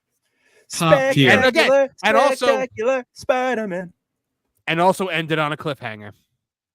I'll never forget. That will never ever. They're never rebooting. Like we're never getting a continuation, guys. Like let's just never. We all have to accept. And even if they continued it now, I don't think it would be as good as those original plans they had, because I feel like that was that era right before the MCU went big, and I feel like if they try to do it now, it would just get sprinkled in there and get messy, and they try to make it into something it's not. But those original plans were so cool, and I might vouch they were outside of like the Raimi movies. I think that's like the best thing of Spider-Man outside of the comics. It's that good. Mm-hmm. By the way, BR Guy says here, I brought this up for Trish. He goes, "Am I the only one who think that movie Snape was much more likable than book Snape?" And yes, a lot of that was Rickman, but it was also writing. Absolutely. I feel like it's in a lot of his choices. Little things that he does. People forget how repulsive Book Snape is. Like just how awful Book Snape is to Harry. You know what a perfect example is? Oh, go ahead, finish. Well, no, one thing I thought that was interesting was that they put one thing they cut from the movie, which I'm assuming you'll see in the show, is the Quidditch match that takes place directly after Harry nearly gets thrown from his broom when Quirrell's trying to curse him and Snape is counter cursing him, where Snape referees the Quidditch match. And everybody thinks it's to like make Gryffindor lose, and then you find out it's because he knows how close Quirrell got to killing Harry, and he became the referee of the Quidditch match specifically to be there to protect him. I thought anything Quidditch. My brain is like, I can only accept so much Harry Potter, apparently, and Quidditch is just the thing that always falls through my mind, and I just never remember anything having to do with it. I have no time for it. The audio books, the Stephen Fry audio books, they're very, very good. I highly recommend. Oh, I have the Jim Dale ones.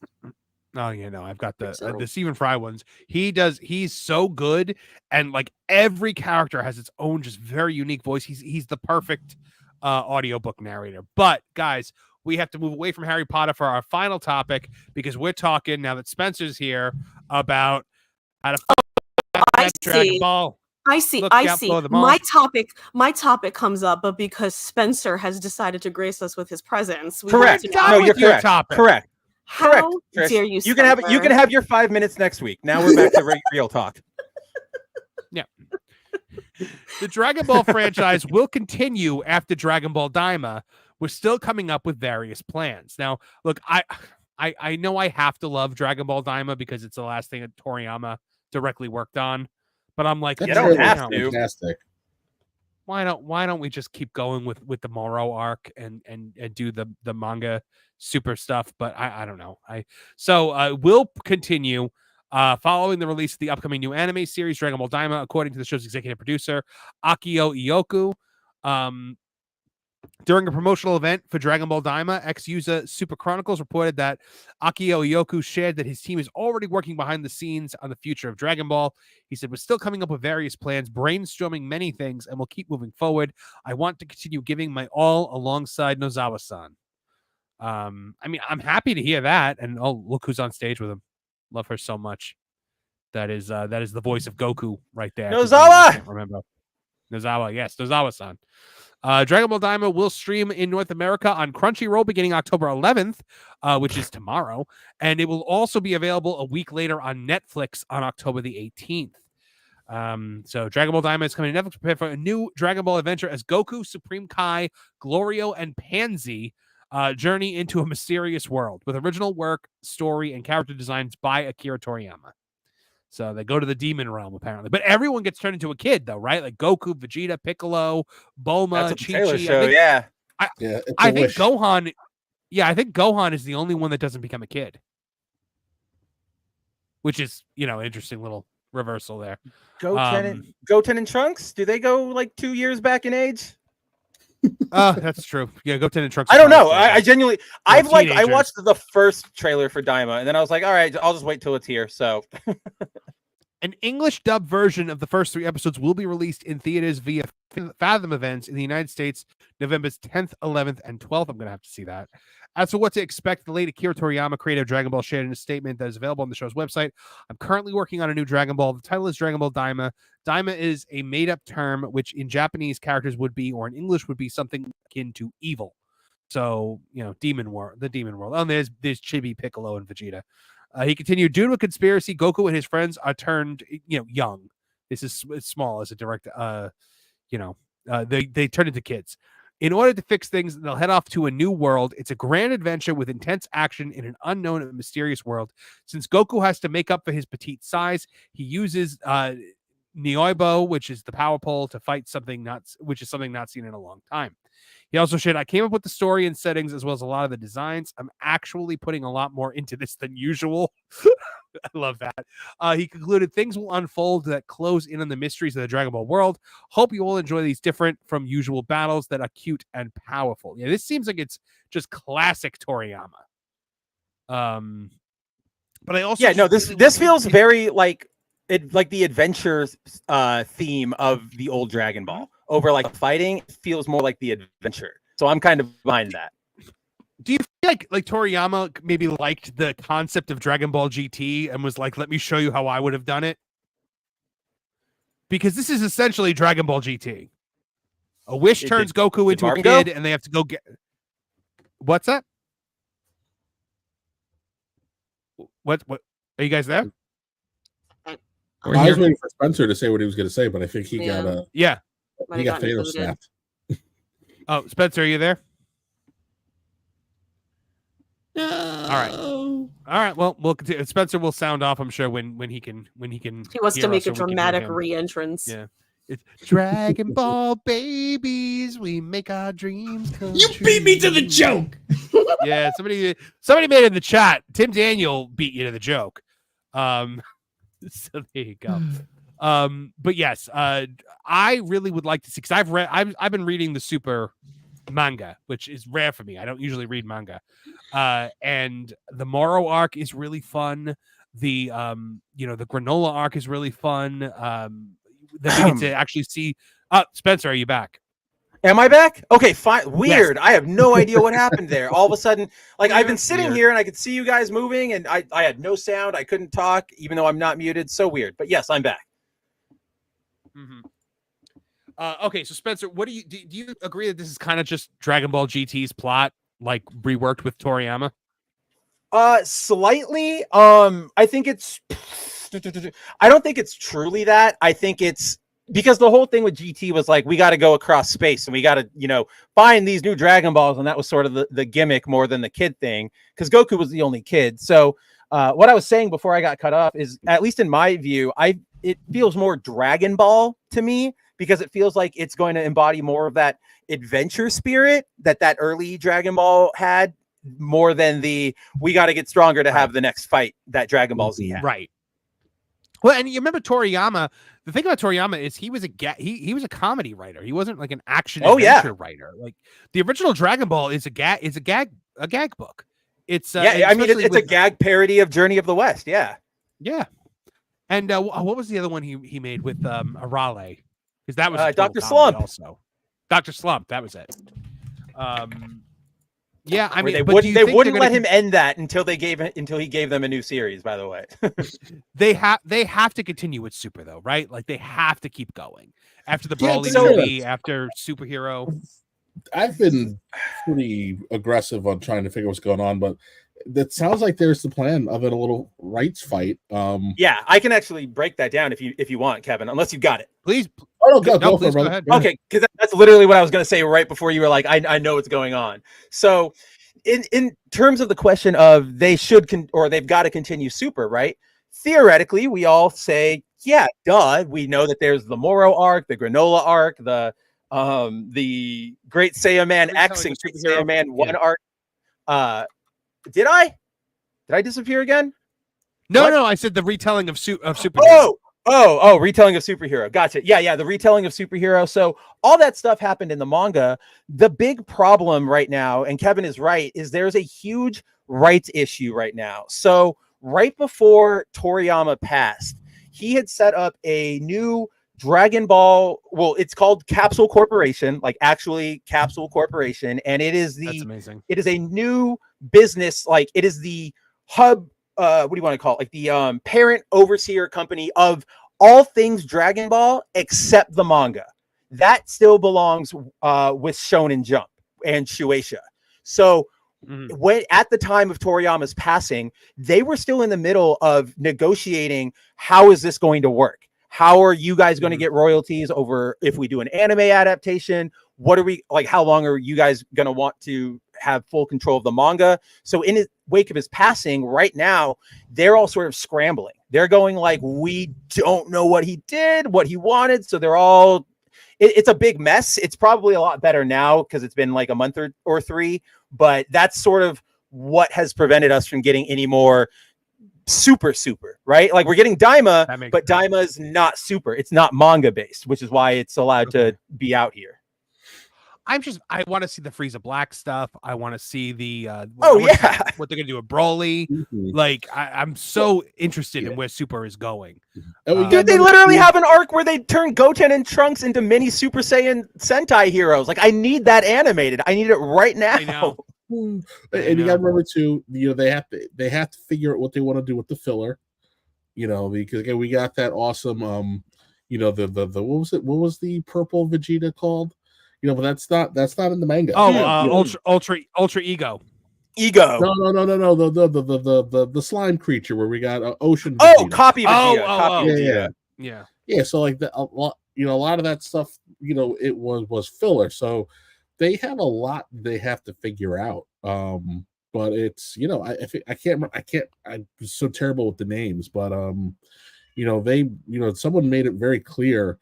I think it was Toriyama's. His initial point person on the animated side, he was like, "Yeah, we were working on an over 10-year plan for how to move the show forward, before Sensei passed away." So, I can tell there's nothing to worry about. We just have to give them time to really figure out how they want this to work because the main guy, although he was slowly working on his exit. He has his manga successor and he had his animated successor in place, but the house wasn't anywhere near finished being built. We've got to let them kind of sort it out and make sure that it works out the best way possible to give everybody kind of what they want. How much was he involved in Super though? I mean, I'd always heard that like he would kind of worked more in like a supervisory role there, like.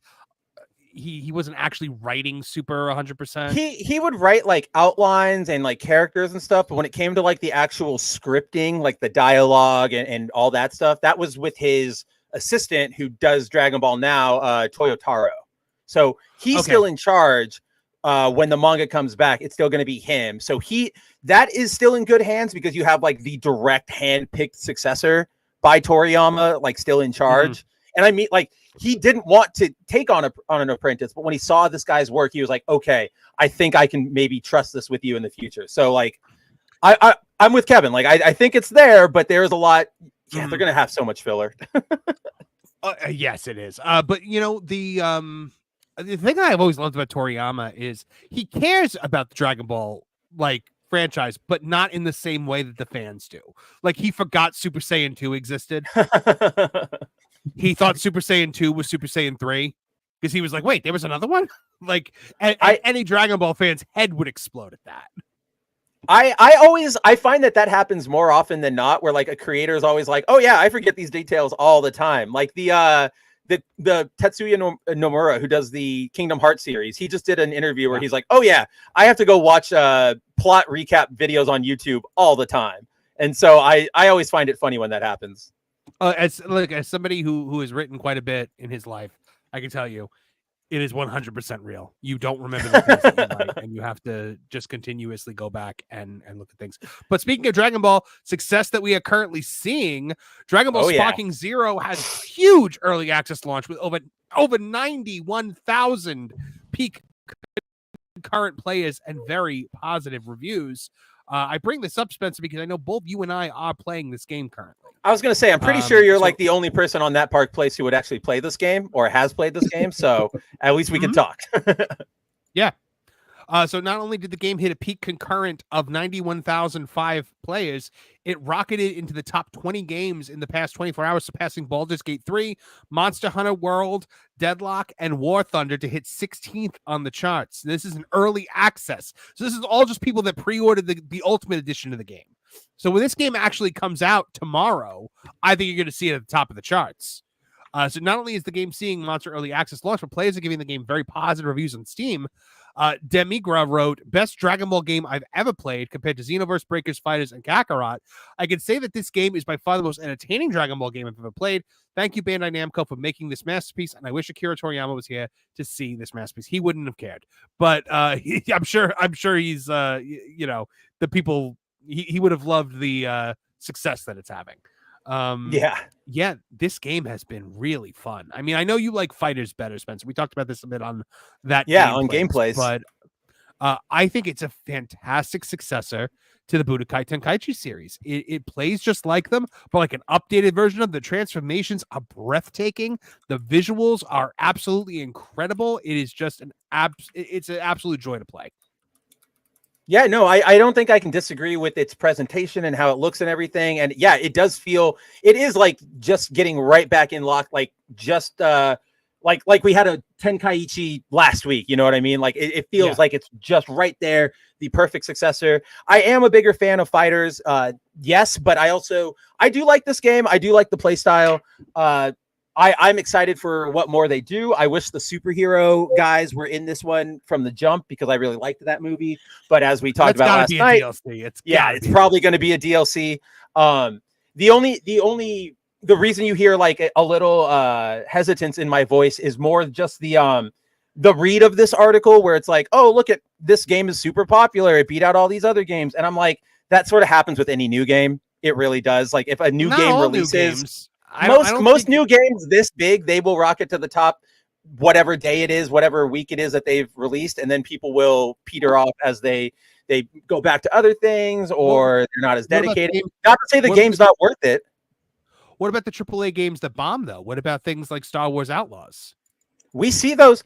Okay, Outlaws is a different thing, but like because we're now Outlaws and whatever, we're in a current period of consumer revolt. So that's sort of an outlier to it. But if you go back and you look at things like the Assassin's, like the past Assassin's Creed entries or a Far Cry, those things will always release and it'll always sell pretty well. It'll always be in the top 10 and then it just disappears because that's just sort of the cycle of new things, you know, like, oh, a new thing dropped. Everybody go to new thing. And then everybody will sort of peter out, whether it like some players will buy it and go, this isn't for me, and they'll go away. Some people will forget it. Some people will go, oh, I'll come back to this after I do a Final Fantasy 14 thing, and then they never do. Then there's people like you and me who are going to be playing this for months and months and months and months and months and months.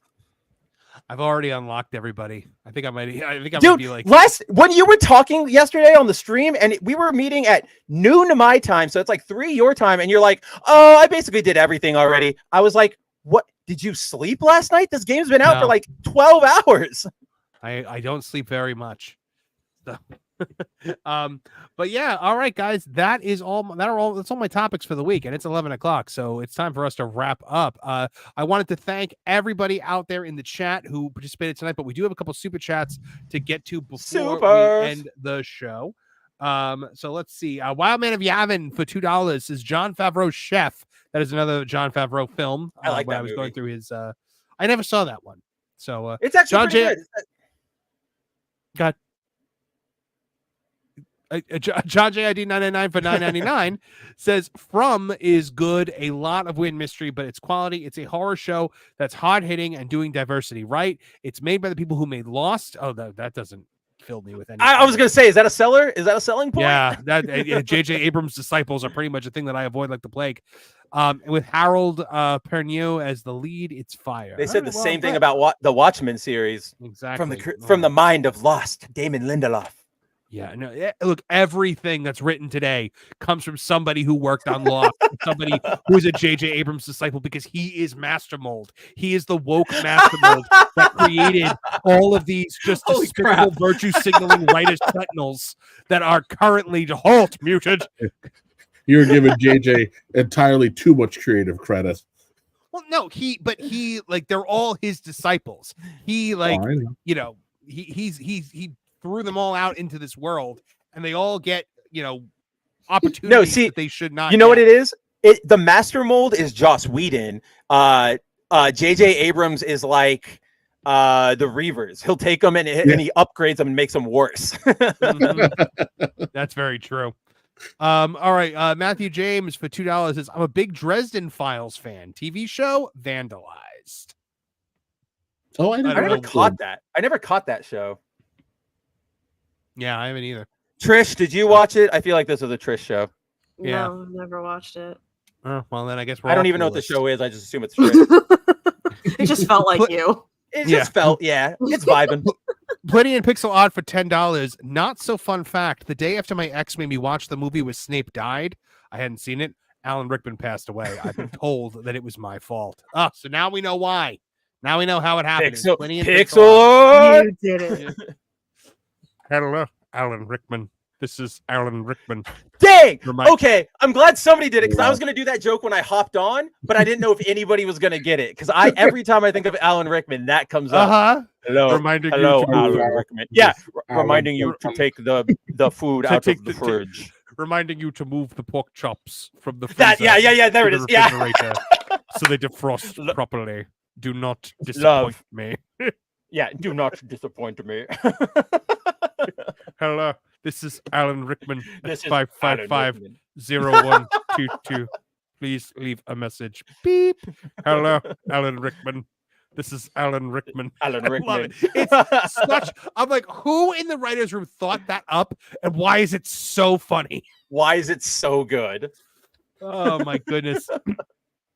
And then Rabbit Wolverine, Elsie Killer 17 for $2 says one more time. Glom gold, glom gold, glom gold. Well, ask and you shall receive, my friend. Yeah. Glom gold, glom gold, glom gold, glom gold. All right, guys. Thank you to everyone that participated tonight. Thank you for those who chatted. Thank you for those who donated memberships. Those of you who super chatted along, and those of you that just sat here and watched and hit that like button. We appreciate all of you guys so much. And a huge thanks to my panel here tonight. Nolan Thunder, where can people find out more about what you are doing and what you're up to? Well, you can find me at youtube.com at Nolan Thunder. I have a series called Lost in the Files where I cover a lot of video game mysteries and lost media urban legends. The past 2 months or so there's been a lot of trouble going on behind the scenes trying to get some productions going.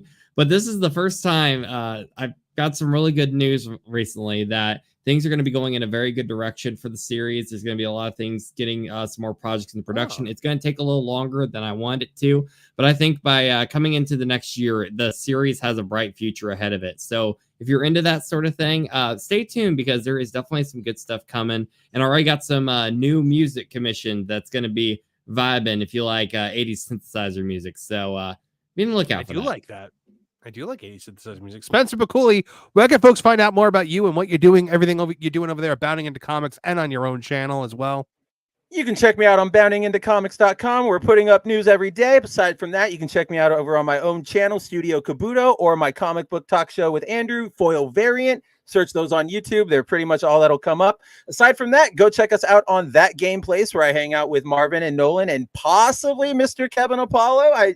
I feel like you're like 3 days, like it keeps like 3 streams away. It was brought up. You were brought up on this week's stream about how, like, live on the air, about how awesome you were in that video that you did that got the 20,000 views. So I mean, like, and you got brought up by Jonas today on That Park Place stream in a positive light. So nice. Yeah. You're basically in. We just need to laminate your ID card at this point. You get brought up a lot. So, aside from those streams, you can always catch me right here on Tooney Talk TV with Marvin and Trish and Nolan and sometimes oh my gosh, Lauren. Why did I blank on his name? Oh my god, I was gonna call him Connor, and I'm like, that's not right. Like, I know who I'm talking about. I know my friend. Check us all out, and of course Kevin Apollo, who sometimes wears a shirt. I've been watching all the streams lately, Kevin, and like I've even texted Marvin. I'm like, what? Did Kevin get a shirt? This is the first time I've seen him wear a shirt.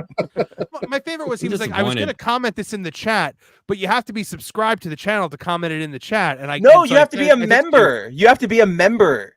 No, you didn't. It wasn't just subscribe. No, because there are no members on Tooney Town Wrestling. You just have to subscribe. I read it wrong then, yeah, because I just keep going manually to your channel. I was like, you could have subscribed. and that's okay. But when you said that back, I didn't know how to respond because I'm like, I don't want to say like I wouldn't subscribe, but I just don't have the extra money to start like paying for a membership fee. Total cross wire. This is Lord Bane saying Spencer's got a lot of big D energy. Yeah. There's an Asian joke in there somewhere that I'm not going to say because I have to put out that energy to make up for the truth, which is that I'm Asian. I love everything that entails. I love the way you put in your Tooney Town thing, because your Tooney Town plug at the end there, because all I could think of was, and we've got Marvin and Nolan and Trish and Lauren and all your cartoon pals. Yes. Oh my goodness. All right, and Kevin Apollo. Yeah, we'll see if you like.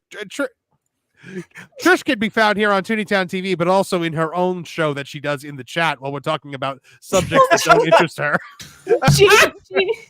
Listen, Jamie Earhart goes, Kevin knows all about that, I bet. Okay, can we not? We're not going to go there.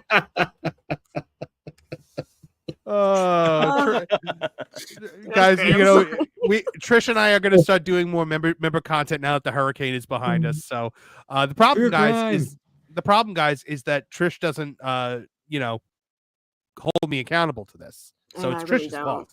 It is. It's all on me. Yeah. Kevin Apollo, obviously you're exploding in popularity in the YouTube sphere. Clearly, I do have because I was half paying attention. So the Dresden Files. I did not read the books, but if you're curious about the show, the guy who plays Detective Lance is the character. It's essentially Constantine meets Banachek the Night Stalker. And people kind of really like the show. I think it was only 1 or 2 seasons. But yeah, it was pretty cool. I don't know if it bastardized the books or not, but it was kind of popular for the little bit of time that it was around. And that's all I've got to say about that. That's all I got to say about that. All right, guys. You can always catch Kev also on Tooney Town Wrestling. We just did a stream where we watched AEW Dynamite the other night, and we're never doing that again. But we will be watching the next AEW Supercard pay-per-view, which is going to be this Saturday. At one point, I was like, "Are you guys even watching the show?" Because there was no talk about anything live happening. You guys were just BSing between each other. I know. I realized that after an hour. After an hour, I think Kevin said something, and I was like, "Oh, we are watching it." I think I got confused by what was happening because you can't have the sound on, or else YouTube gets angry. That's what you said. Yeah, it was because nothing that was happening on the screen resembled professional wrestling. And by the way, I know it was just so funny because I'm like, I got there and I was like, they're BSing, like fun BSing, they're shooting the poop. I know we're supposed to be watching something. I bet that it's because Marvin, I bet it sucks. I bet it's really bad. It's terrible. So you not only did you make me watch it live when I have to usually watch it the next day over the course, it takes me 6 hours to watch 2-hour Dynamite. Kevin, you gotta be able to walk away from it. I can only stand to watch 2-minute clips every time I take a pee. That's all I can stand. But then you made me watch 2 episodes of Agatha back to back, which really meant I watched them 6 times. Oh, no. I get 3 minutes in and then immediately fall asleep and wake up for the final 3 minutes. And I have to go, did enough happen that I need to go back? Do I have to? Nah. By the way, B Guy says, proud to be part of Trish's sideshow in the comics. Yes. Come for Tooney Talk TV and stay for Trishy Talk TV. That takes place in the comment section. Yes. Only during subjects that she finds boring. Listen, I bonded with people tonight, okay? I would be in the comments more, except I'm logged in under the master account, and you're going to think it's Marv. Yeah, and we don't want that to happen. All right, Kev, any wrestling shows coming up? October 25th, Fight or Fright 2, our Halloween themed show, where if you come to the Haverstraw Community Center, kids in costumes will get a nice little discount. We got a double main event, and then November 2nd at the Palisades Mall, which would be November Rain. Yes. The best name I wish I could see that one so bad. I want to see that. The that'll be another. We actually will be doing a fundraiser because the Havishua Community Center has this nice program called the Center, where they actually help kids, families who exist at the poverty line or even just below it. They use Center to help them give. They do things like food pantries, showers for the homeless, free tutoring for the kids. Even daycare for parents who, work 2 or 3 jobs and aren't there. So they do a lot of really wonderful things. So I like spending as much time as I can trying to generate as much money for those programs as possible. So if you're in the Rockland Bergen area, do feel free to drop by the Palisades Mall and give me some money so I can give it to some nice people. Very nice. All right, guys. And for me, please make sure you're checking out Tooney Town Wrestling. Make sure you're keeping it here to Tooney Town TV, where we are trying to upload every single day, sometimes twice in one day. We are really trying to aggressively work on moving the channel forward. We were closing in on 3,800 subscribers before the show. We are now crossed the 3,800 subscriber mark. At the end of the show, we are on the road to 4,000, probably within the month, and I'm keeping my fingers crossed for 5K by the end of the year. So yeah, and then we'll have a 5 count celebration, a 5,000 subscriber celebration. That is going to be a party that is off the hook. So thank you guys so much for joining us this and every week. From all of us here at the Tooney Town channels, I'm Marvin the Movie Monster. Yes. Now get out of now, Betty the Platypus, feel the wrath of my thank you-inator.